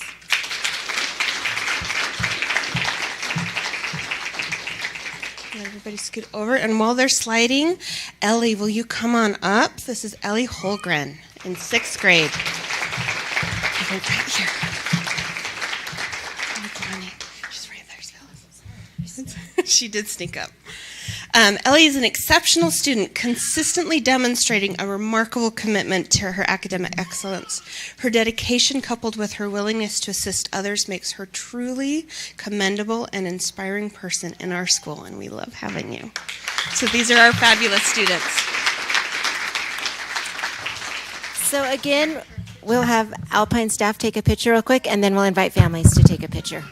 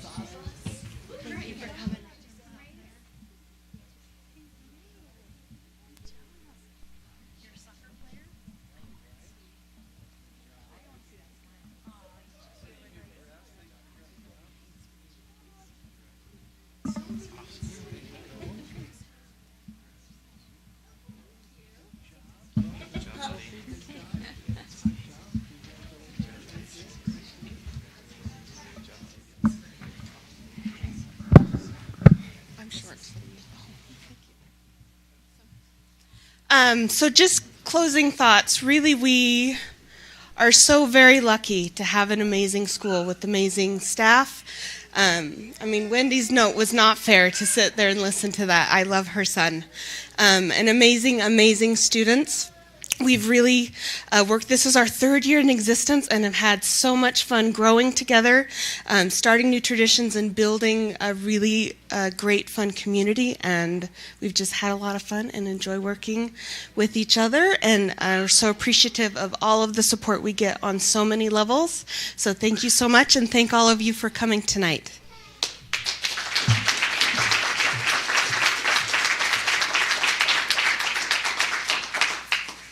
We have one last recognition we invite you to stay for.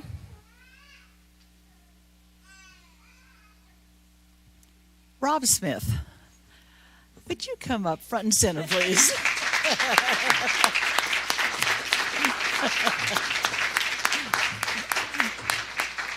we don't have any written speeches for Rob, but we don't need any. Rob has been an icon in this district for, is it 22 years? Going on 23?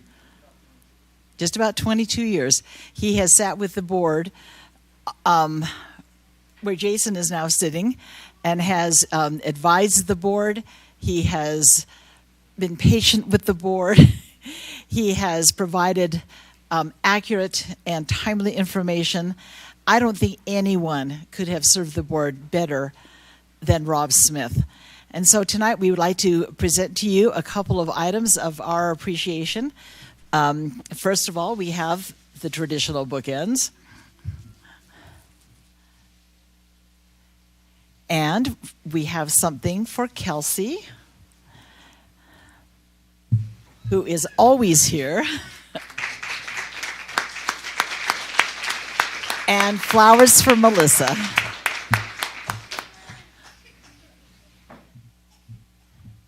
And when you look at these things, we want you to know how much love goes with these things. And we'd like to give the board members a minute now.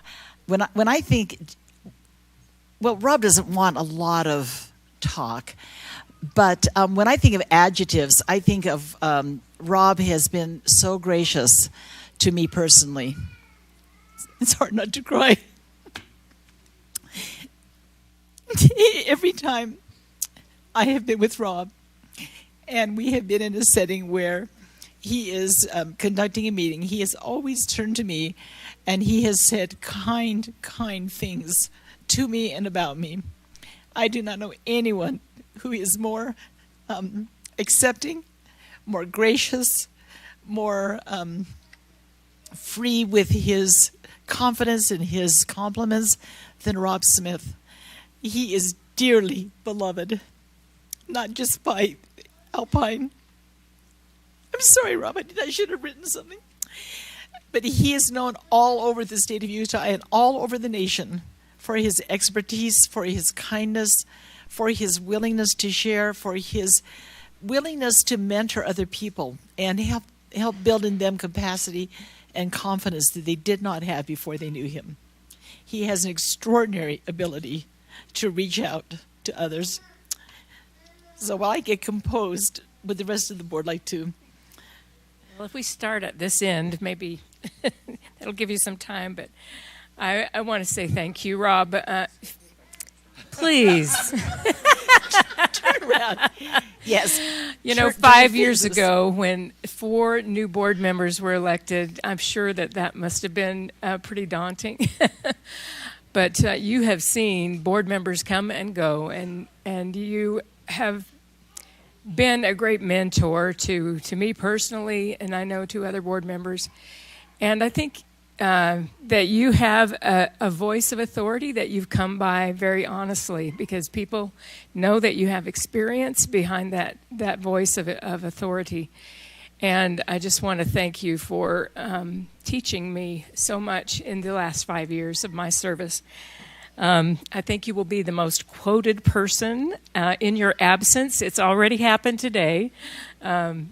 So your legacy will live on in our district. And I think as we congratulated these students and these volunteers today, I know no one took more pleasure than you did in that ceremony of shaking hands, because you do truly care about our children and about our employees. So I just look forward to hearing what you do next, because it's going to be awesome. Thank you. And I just wanted to tell you how much I appreciate your friendship. And the thing that sticks out to me is when, as an early board member, I asked for more pictures in the financial reports. And I think that if you take a look at our reports, they are much more digestible by the public and by board members.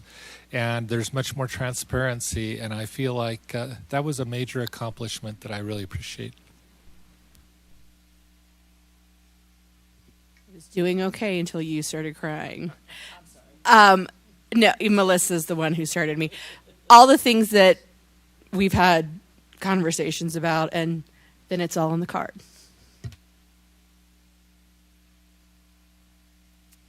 I've known you, Rob, for a long time, and sweet Melissa, and Taylor and Hannah and Kelsey and your beautiful family, and I want to thank them personally, especially Melissa, and having someone who's, I guess, it feels like he's a doctor because he's constantly on call. But thank you for your patience and for allowing him to help us.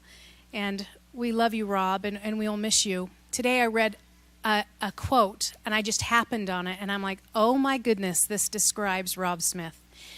And it's talking about successful men. And this quote said, "A successful man is one who can lay a firm foundation with the bricks others have thrown at him."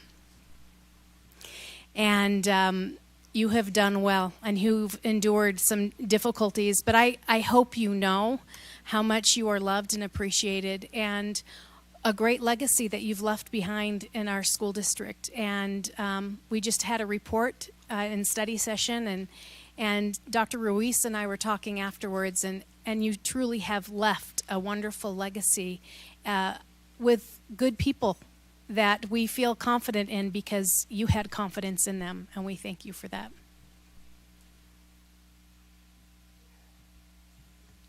I wrote my words that I might stay focused. Also, Melissa was my undoing, so here we go. I think we talk a lot about the technical things that you do, and I wanted to highlight some of the little ways that your integrity and your character show through in daily things, and maybe some lesser known things to our public. So the first thing I want to share is that Rob Smith always goes the speed limit. Doesn't matter how many board members are also in the vehicle, and the time that we were supposed to be at the destination, he is going to go the speed limit in an Alpine district vehicle. The second thing I was thinking about is the millions of stairs that you've climbed in the Capitol, and how meetings are never close to each other, and so it's back and forth and up and down and all around, and I am just amazed in all the miles that you log there.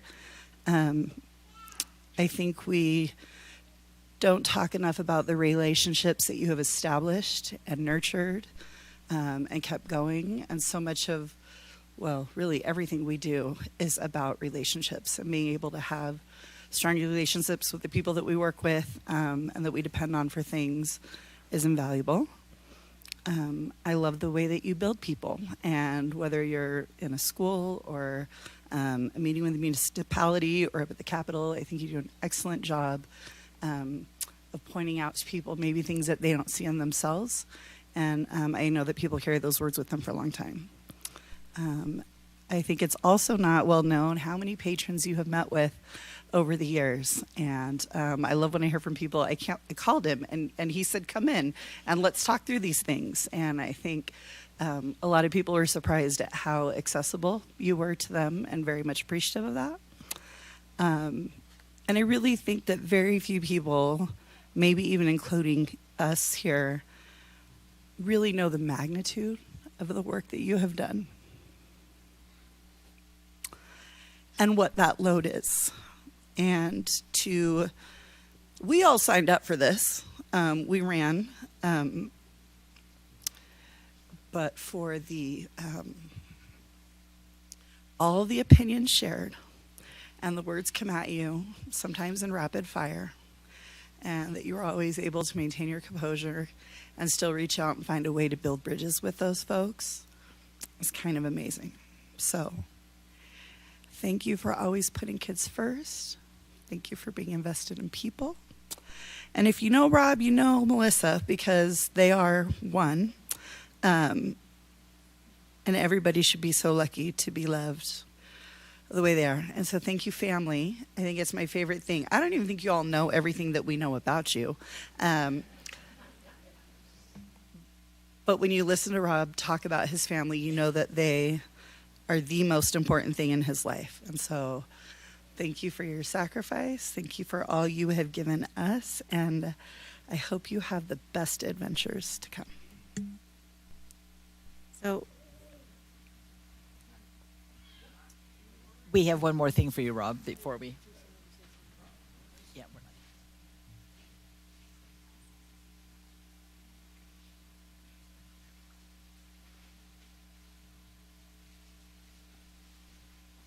So President Hacken mentioned mentor to other people, and that's what Rob's been to me.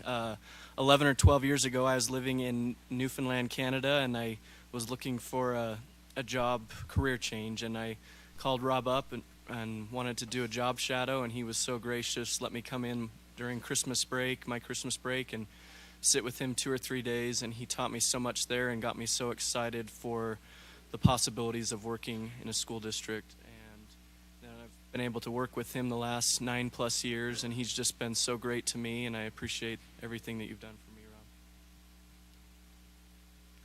Rob. Rob, thank you for being a friend and such a fierce advocate for the students of Alpine School District. And we'll give the last word to Dr. Farnsworth. Thank you. Appreciate the comments by board members. And Rob, I love you as a brother.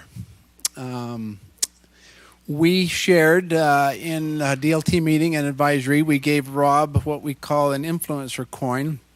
There's a description of it up there. And coins were historically given to members of a unit to challenge them, to recognize their contribution and to challenge them to continue to make that contribution. So as we brainstormed about what we could give you to recognize you for your influence, we commissioned a coin on your behalf, the influencer coin, to remember the influence that you had, remind you of the influence you had on Alpine School District, and to encourage you to continue to be an influencer. As I think of all the attributes that you possess, all the skills, talents, dispositions that you've developed, the one that comes to my mind right now is loyalty.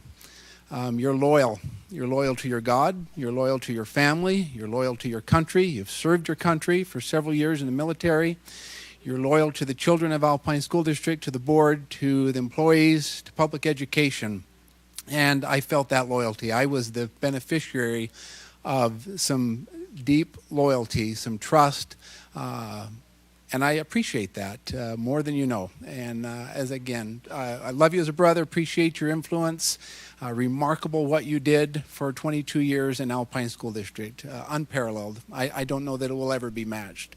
To Melissa and the family, thank you. I know a little bit because my wife tells me about the sacrifices that are made by those in these positions, but magnified 10 times what we've experienced.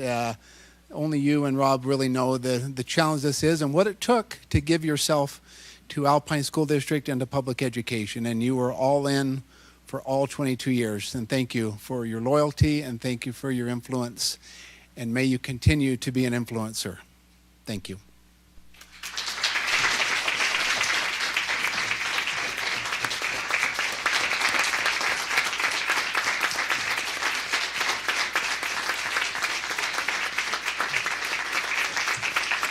Now, we'd like to get a picture. If you'll come right here and have your whole family come up, let's get a picture.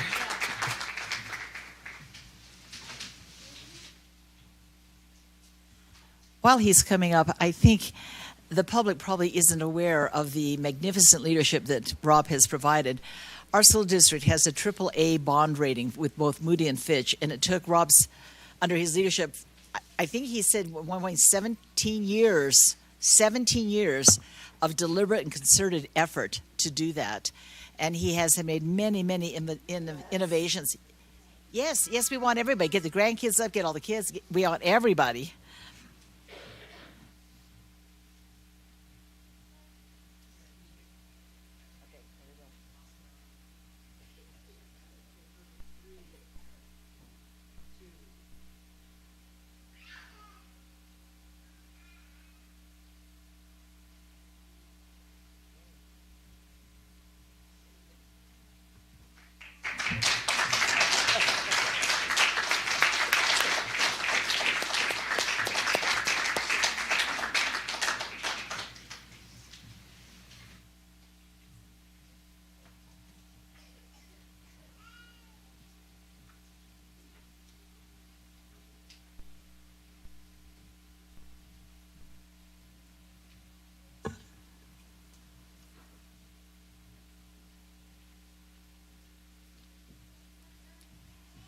as promised, now is the time that you can slip out and go about the rest of your evening, or you're welcome to stay for the business part of our meeting. Thank you for staying for the full recognition.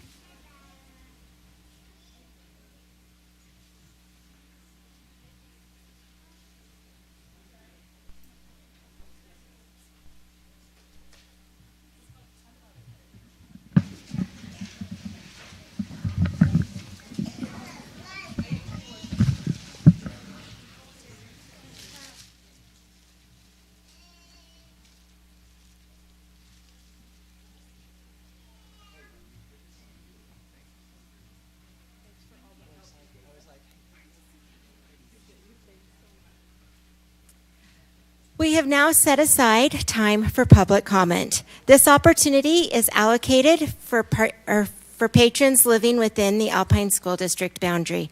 A sign-up sheet was available prior to this meeting, allowing those the opportunity to speak. Those living outside of ASD and those who were unable to sign up before the slots were filled can submit written comments to alpineschools.org/schoolboard. As you are called up, please introduce yourself by stating your name. You will be given up to 3 minutes to speak. While the board does not engage in a discussion during public comment period, they may arrange for a staff member to communicate with you later. Personnel issues are not appropriate. Discussion items for an open meeting environment. If you have a personnel concern, please contact a board member or a member of the administration with your concerns, or put them in writing. First up, we have Hillary Clark.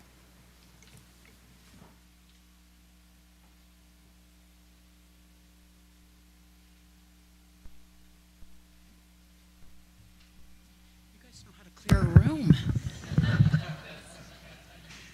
Jason, welcome.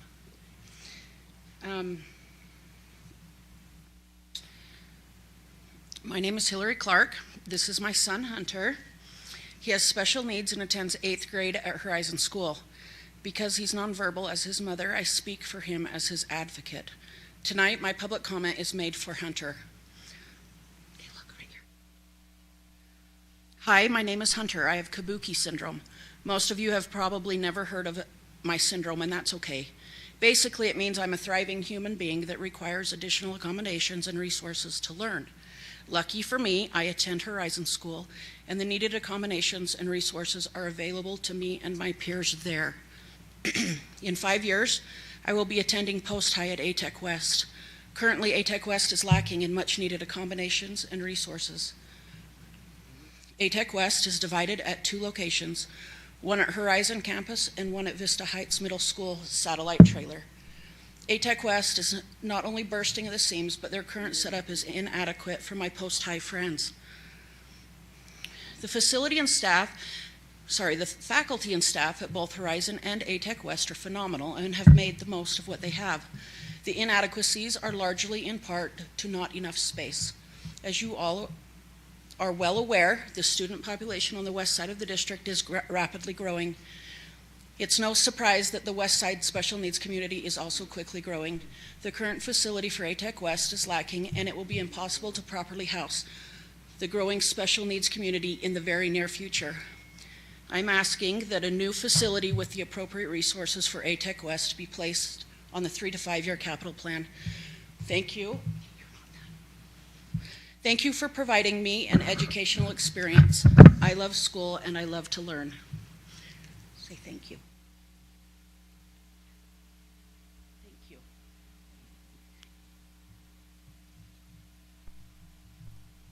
Thank you, Hillary, for your comments. Again, if you did not have opportunity to sign up and would like to make comment for the board, please put it in writing at alpineschools.org/schoolboard.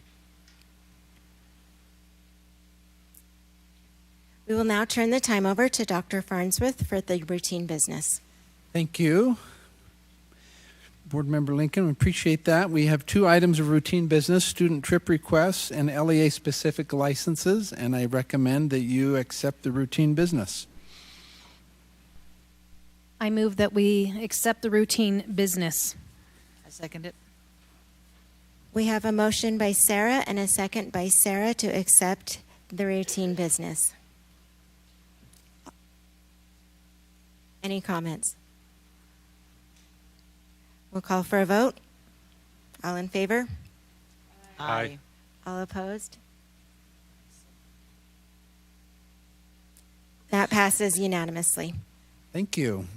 Next item we have, I'm just going to clarify here. We just received an email within the last hour from the State Board of Education indicating that graduation numbers are to be embargoed until December 4th. So our plan tonight was to share Alpine by the numbers. That is a new aspect or item report that we're putting into our board meetings to review Alpine by the numbers. And we were going to review our graduation rates for this past school year, but we will acquiesce to the state's request to keep those embargoed until the 4th of December. And so at our next board meeting, we will have an Alpine by the numbers. But we have curriculum by the committee. And so we are going to have a curriculum report on literacy. We'll invite Sam Rencher, who is our Director of Curriculum K-6, and ask him to introduce his team, and they will present to you the literacy curriculum adoption update. This does not require a board vote at this time. This is for board awareness as per state policy. And then we will have an opportunity later in a future board meeting to be able to approve that. So, Sam, thank you for being here. We're happy to be here this evening. Like Shane said, I'm Sam Rencher. I'm the Director of Elementary Curriculum. Who we have here on the far is Carrie Milner. She is our Director of Curriculum over Literacy. And next to her here we have Megan Walker, who works with us in curriculum on the Literacy Committee. We're super lucky to have her. And Valen Thomas is the Director of Ed Services. Carrie, take it away.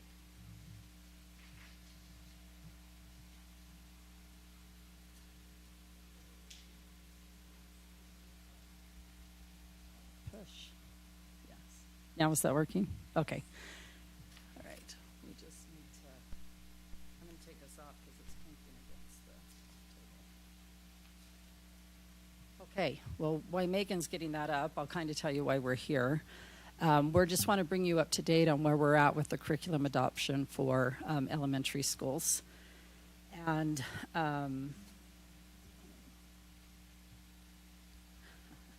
I'll just start with a little bit why she's pulling this up. With the passing of Senate Bill 127, every LEA needs to use evidence-informed curriculum for their Tier 1 instruction.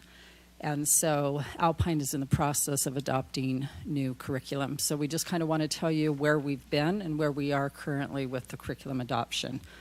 So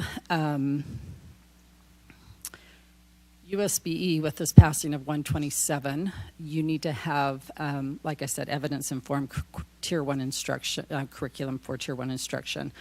And the state put together this checklist that they take all the curriculum through for any vendor or publisher that wants to have their work submitted to see if it would pass their criteria.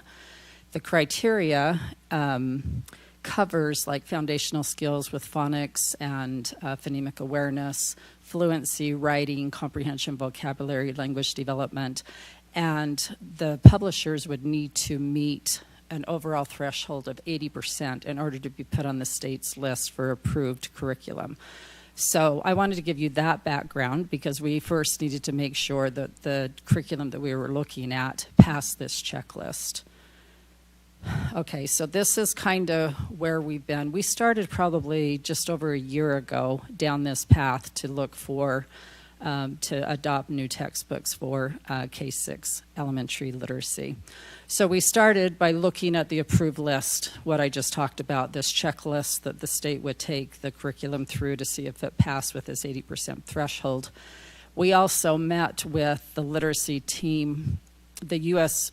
My team, the literacy team, was trained on that checklist. And they probably spent a good, 8 hours up there in that training, going over the checklist with the state.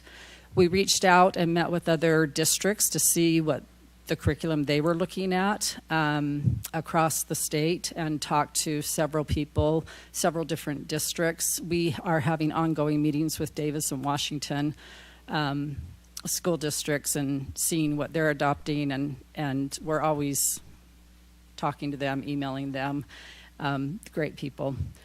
We met with the state literacy team because last year when we started looking at the curriculum, there wasn't a lot on the approved list.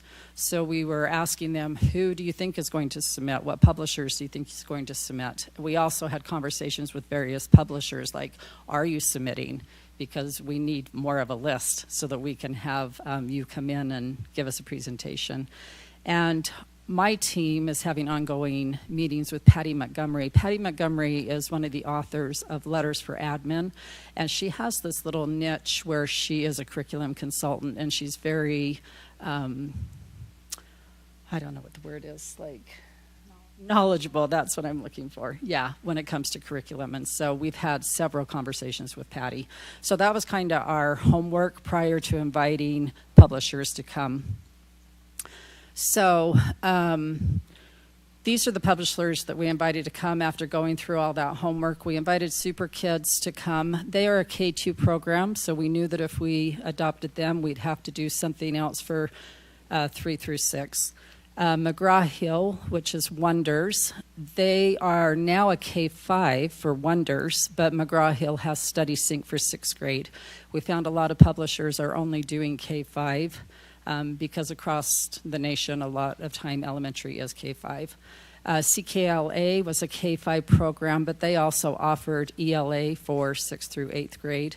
And then Into Reading did offer a K-6 program. So when we invited them to come and meet with us, this took about 2 full days to have them come and present to the committee. We selected a committee working with the supervisors that sit with the Help with Literacy, which is Vicki Carter and Michelle Stevenson, in selecting 2 pilot schools, which was Westmore and Desert Sky. Those principals were on our committee. We had grade level teachers on our committee, representation from full day kindergarten teachers, ALL teachers, DLI, the English side of DLI. We had a PLC coach and an ILC coach. We had TSAs from the literacy, the assessment, and the C department. We had department directors, the directors of curriculum here, literacy, assessment, C, technology, SPED, math, and coaching. The elementary supervisors assigned to literacy were also on the committee, and we had parent representation from Alpine School District that was also with us on the committee, and they were selected. Principals around the district helped us to select those members to represent parents throughout the district. So because we had the checklist from the state that already went through like the components of literacy, we were looking and created a checklist that encompassed like questions like what was the material content and the emphasis, what did the instructional design look like, what was the pacing of the curriculum, was it accessible for all students, what about our multi-language learners, what about our SPED students, did this provide a curriculum for them, what did the assessments look like, what digital resources and tools did they have, and of course we had Blaine and Darren help us. They sent out a whole nother thing like can your system talk to our system and all that good stuff, everything that needed to go on. We were looking at that as they presented. The results of the survey, when we got it back from our committee, there was probably 40 to 45 individuals. 79% had voted to do Wonders, K-5, and Study Sync for 6th grade. 18% for Super Kids, knowing that we would have to adopt something different for K-5 and possibly something else different for 6th grade. CKLA 6%, and Into Reading was 3%. And Into Reading ended up not being on the approved curriculum with so it was a good thing they only got 3%. So that's kind of the results from that. So Megan is going to go over that's kind of where we got to where we are now. And Megan's going to go over the proposal and the timeline. So this is our proposed timeline pending future board approval. So looking at our current school year, 2023-2024, we are currently in a pilot with Wonders 2023. Yep, I just realized it's not picking up my voice. So we're currently in a pilot with Wonders 2023 at those two locations, Westmore and Desert Sky. So what that looks like is members of the literacy team are meeting with grade levels at least once a week in collaboration or other times, but being on site at least once a week by grade level. So somebody is going in with 6th grade, a different district support person is going in with 5th grade, and so forth. In this time, we're taking time to learn the program. So we are looking at the planning of it, looking at modeling lessons, co-teaching with teachers. We are also reaching out to other districts who have Wonders 2023, as well as curriculum consultants to look at what this would look like in the future for our district. Looking at next year for the timeline, we have new state standards, new English language arts state standards that were published last spring. They will be implemented in our district in the 2024-2025 school year. We will continue to work with Desert Sky and Westmore. We also are looking at early adopters by grade level. What this would mean is each school would bring on one highly functioning team to work through this Wonders 2023 with the support of their coach. We would like to have about 8 teams do 1st grade. 8 teams do 2nd grade to keep the numbers pretty even. So that would look like one grade level team is implementing at each location in our elementary schools for this school year. As far as coaches, we would they would get support from our district literacy team in this early adopting at their school. And then the last part for next year is that our district literacy team would prepare for full adoption of this curriculum for the following school year. And then the next school year, 2025-2026, we would look at full district implementation for this new English language arts comprehensive curriculum, and we would continue to support throughout the year. So that would look like support for coaches as well as teachers in really helping them to see this curriculum as the tool, how to teach the standards using this curriculum, and as well as how does this curriculum align with what we've been learning about the science of reading and letters, and combining this information so it really is this seamless transition and having the curriculum to support the knowledge. So in looking at Wonders 2023, we are looking at public feedback, and we will have an open house. We will have curriculum material as well as online login, a demo account available at one elementary school in each of our 5 elementary areas. This open house is intended to be for parents, community members, and teachers to give feedback. The dates are February 20th, 2024 through March 1st, 2024. We will have a Google form to collect responses formally for that Wonders pilot. We also welcome any public or any feedback currently through the Alpine District site, should there be any before this formal opening of feedback is there. We also are looking for feedback from our 2 pilot schools, from Westmore and Desert Sky, from principals, teachers, and parents that are currently using this program.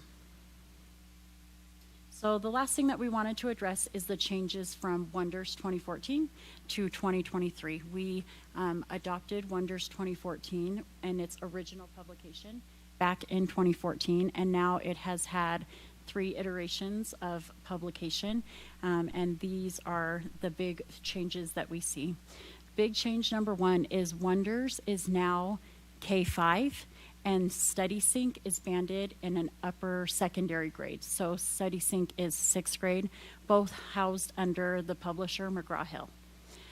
Change number 2 is every grade has a consumable reading, writing companion book. And the goal of this consumable book for grades K through 6 is to teach students to write with a pen in hand. That's what we do as adults, and that is what they're helping read with a pen in hand, thank you. And that's what we're wanting from students as well. So they have this consumable book that accompanies the reading and the writing that they will go through every week. And at the end of a few weeks, these books are intended to go home with students. And within these books are actual texts that they're working through in the class. So we really like that aspect in that it's getting some books home with kids that are appropriate for them and that they have worked through and are now intended to be independently practiced at home if they need. Big change number 3 is writing instruction has been greatly improved. That is something that we think teachers will really be happy with. Change number 4 is there's more rigorous phonics instruction in grades K through 2 with more opportunities to practice in decodable text. So we know that decodable text is an appropriate and aligns with reading research. It's a text that is used in beginning reading instruction, and it is very controlled for the phonics patterns that students are learning. And so students are set up to be successful in this text because they're encountering words that they can decode. And as the year goes on, the text increases in complexity as their ability to decode more words and more phonics patterns increases. So this would come with a class set of decodable text aligned to instruction for kinder through 2nd grade. Big change number 5 is there is more time to work through all of the texts that come with Wonders 2023. So in grades 2 through 5, they now spend 2 weeks on a topic of study centered around an essential question to build knowledge for students. So there are a lot of texts that they can both read and write about, and giving them these 2 weeks of instruction will allow for deeper learning and integration as well with other content areas, as well as more robust research and writing. In kinder and 1st grade, it still is in that 1 week space because it's very guided by foundational skills as well in that time. And then the last big change that we see, change number 6, is it has embedded English language learner support that aligns to Tier 1 instruction. So previously, this has been a separate programs intended to be done at different times of the day. And things that we are seeing with Wonders 2023 is they have embedded it in within the teacher manual. And they also have a small group guide for English language learners that aligns with the Tier 1 scope and sequence. So it's an additional support intended to support students that are acquiring the language and allowing them to participate with their classmates in Tier 1 instruction. So those are the big changes that we see for 2023. There are, of course, other things, but we wanted to highlight big differences. And we just wanted to kind of leave with this quote. We know that the teachers are the strategy and the curriculum is the tool. So it's our job to find the best tool for our teachers to use. But we also know that the teacher is the strategy. The curriculum is just the tool for them to use to deliver the instruction to their children. And so we're just trying to find the best product for them to use in their classrooms. So do you guys have any questions for us? Yes.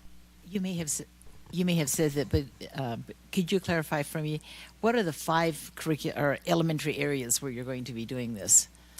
It will be in each of the divisions. So like we haven't chosen the school yet, but it'll be a central location in like the south, the southwest, Okay, and so the there north. won't be one in each cluster, for example. It'll just be by area.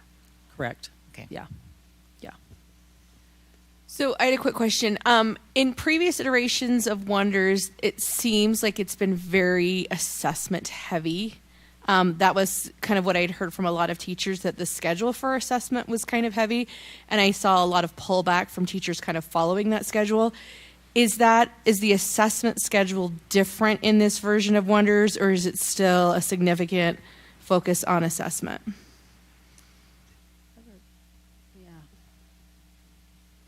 So one of the changes that we're seeing in grades 2 through 5 with the 2 weeks of study per topic or per essential question is slowing that down a little bit. But we are also happy to support that in knowing that we only want to assess for the information that we're going to use. And so because it's written in, there's a lot of things that Wonders has to offer, but we can create and support a scope and sequence to feel like the assessment is not so heavy. I was part of Wonders 2014 piloting, and at first it was like, we're doing everything, and we want to really be smart and judicious with the things that we're assessing and asking of kids, so we're also preserving instructional time as well. So I think we can definitely find a balance. They have a lot of options, but in order to get the impact, we don't have to do all of the options, but with that 2 weeks of instruction, that really allows for some deeper study and not a weekly read and assess and read and assess. Okay, so just want to make sure that I'm understanding 100% correctly. So for example, let's say there's a dynamic where, instead of the weekly test, it's a, whatever, every 2 weeks kind of a thing. Are you saying that one of the things that I think we sometimes use as far as phrases is that a lot of times we're talking about curriculum, we talk about using it with fidelity. And one of my pushbacks is always the fidelity should be to the students and their learning level and not necessarily the fidelity to the specific curriculum, because as you guys are well aware, as teachers, individual student needs are significantly different than just following kind of a protocol. So what I'm hearing from you is that there's going to be flexibility where it's not you are required to give this assessment on a 2 week cycle kind of a thing, but it's more of there's some fluidity and really relying on the teachers being the strategy, like you talked about. The curriculum is a tool, and then how they're using that tool really has some flexibility based on the needs of students in the classroom. Would that be a correct assessment?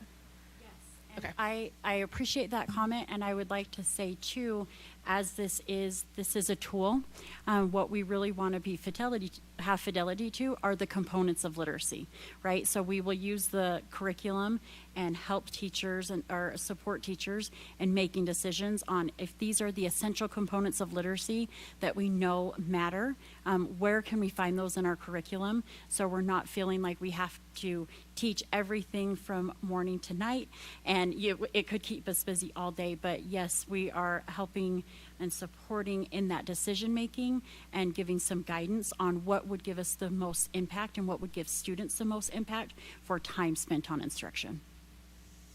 And also, we don't want teachers to have to spend a lot of extra time going out and finding text to read or finding things. So the tool is there, and there's probably more in there than what they will use. Does that make sense? So there is some flexibility, but like Megan was saying, we want to have fidelity to the components of literacy. We are teaching phonemic awareness and phonics and comprehension and fluency and writing, and we're going to show you how to use this tool in order to do that. So you don't have to spend all of your time searching for text and other materials. Does that make sense? Yeah. Can you explain how the new Wonders dovetails with the letters training? Absolutely. So looking at letters training and what teachers have just spent 2 years completing or will be completing in this next year, it focused a lot around phonemic awareness, phonics instruction, vocabulary, comprehension, and writing, as well as oral language. And all of those components are found within Wonders.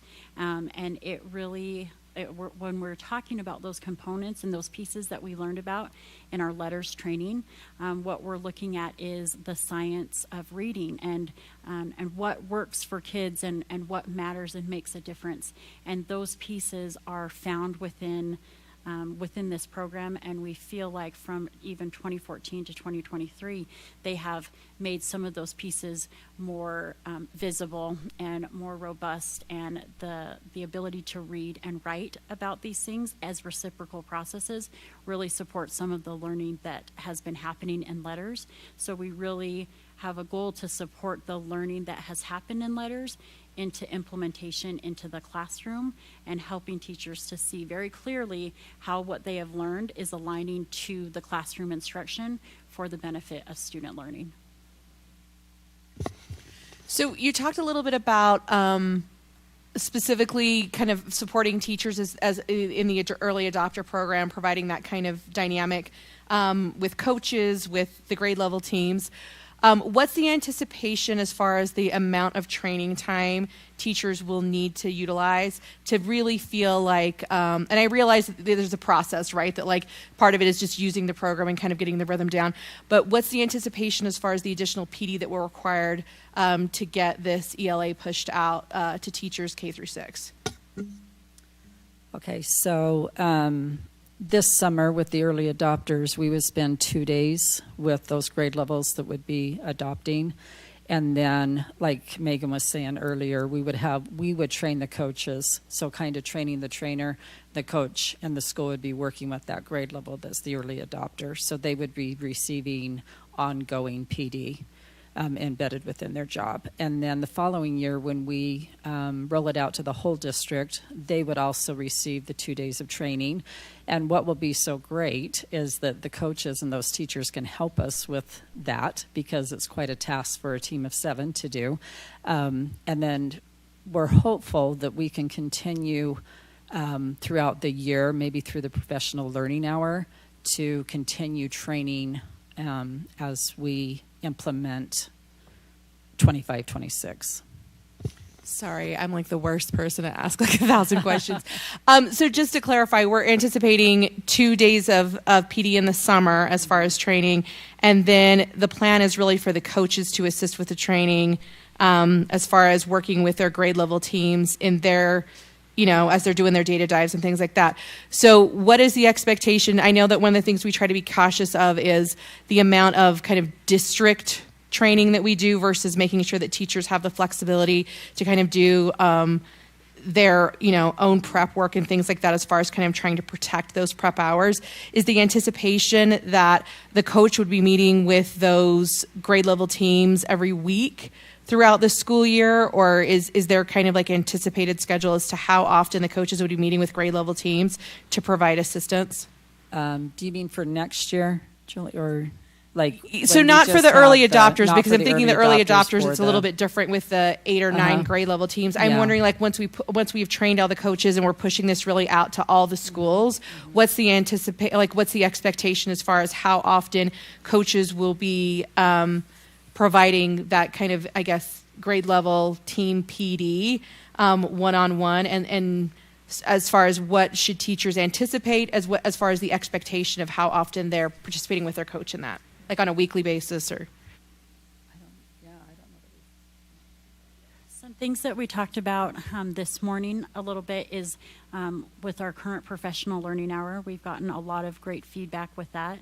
In 2 school years, when we're in full implementation, we would love to use that monthly hour in looking at how are we doing some job embedded PD around the curriculum and the tool that we have. So how can we help and work through that as a grade level while we're gathered together to help them utilize that tool and to get down to classroom practical application. And then the coaches would be a support for that as far as maybe co-teaching or modeling. But as far as formal trainings, at this point we don't anticipate any of those formal trainings by the coaches, but rather job embedded support.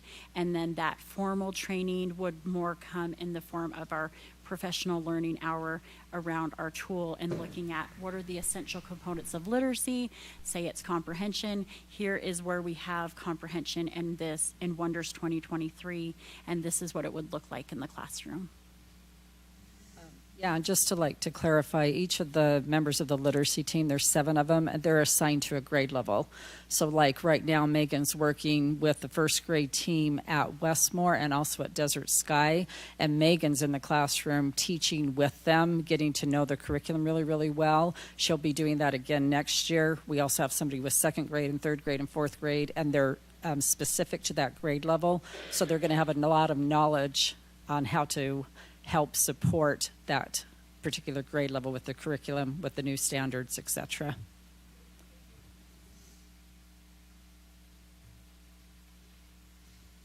I want to just say, as we heard this presentation today in our teaching and learning committee, and I was just really impressed with the presentation and your professionalism and your awareness of the strengths of this curriculum.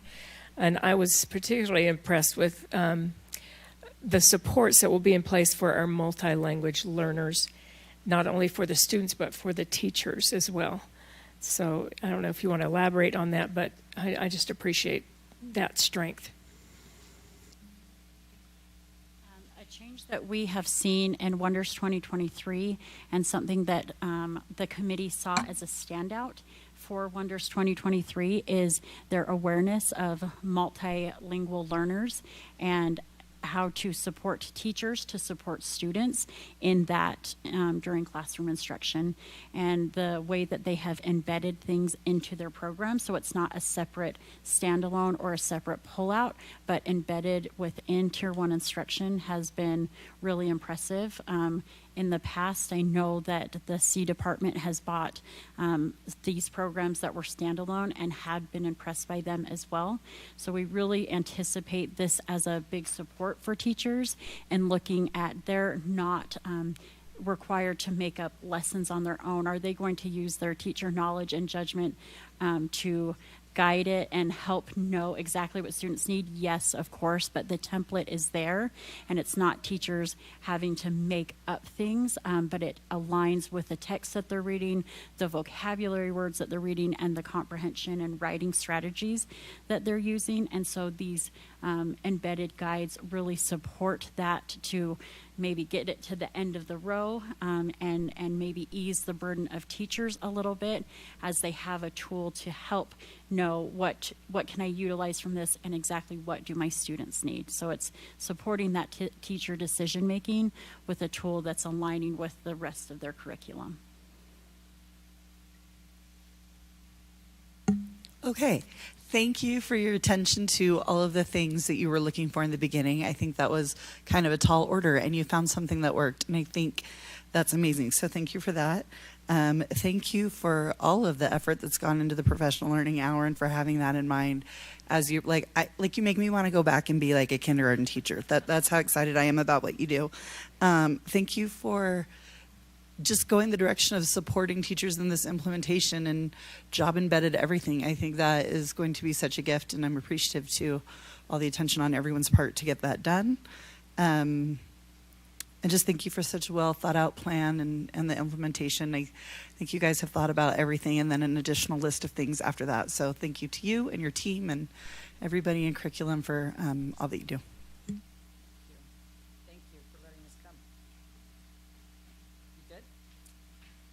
I am good, and so are you. So thank you. Appreciate your work, your efforts, your presentation, your thoroughness. It's just a testament to the good things that are happening in Alpine School District and your leadership. So, Sam, thank you. Valen and your team, appreciate that. And again, thank you for the literacy curriculum adoption update, and we look forward to seeing you again in a few months. We now have time set aside for board member and superintendents to report any information to the whole board.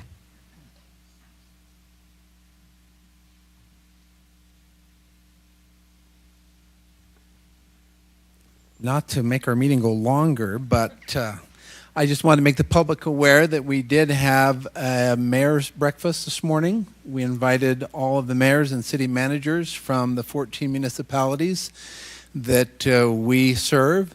Had a wonderful meeting with them, gave them a kind of a state of the district report, and shared some information with them. It was well received. I appreciate the board members and staff members who interacted with the mayors and city managers, and I thought that was a good first step in that what we hope to make an annual tradition, where we invite the mayors, city managers, to inform them a little bit more and tell the Alpine School District story. So thank you for your participation in that early morning meeting this morning.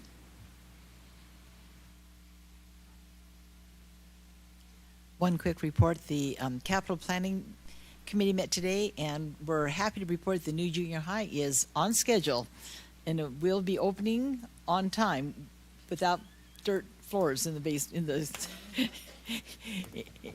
in the gymnasium. So that's good news. They're doing a good job, and things are moving ahead.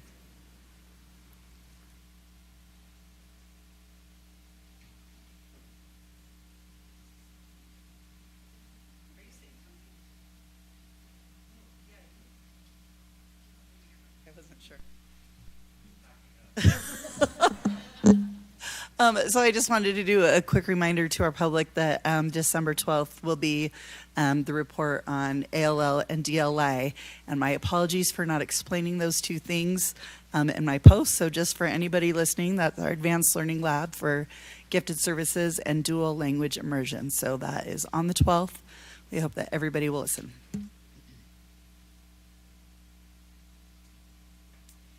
Thank you, fellow board members, for your reports. We have need for a closed session, and I will entertain a motion. I will move that we move into closed session. Second the motion. We have a motion by President Hacken, seconded by Board Member Clement. Oh, bad brain freeze. And we will now have a roll call vote. Ada Wilson, aye. Mark Clement, aye. Julie King, aye. Sarah Hacken, aye. Joylyn Lincoln, aye. Sarah Beeson, aye. Stacy Bateman, aye. We are adjourned to a closed session.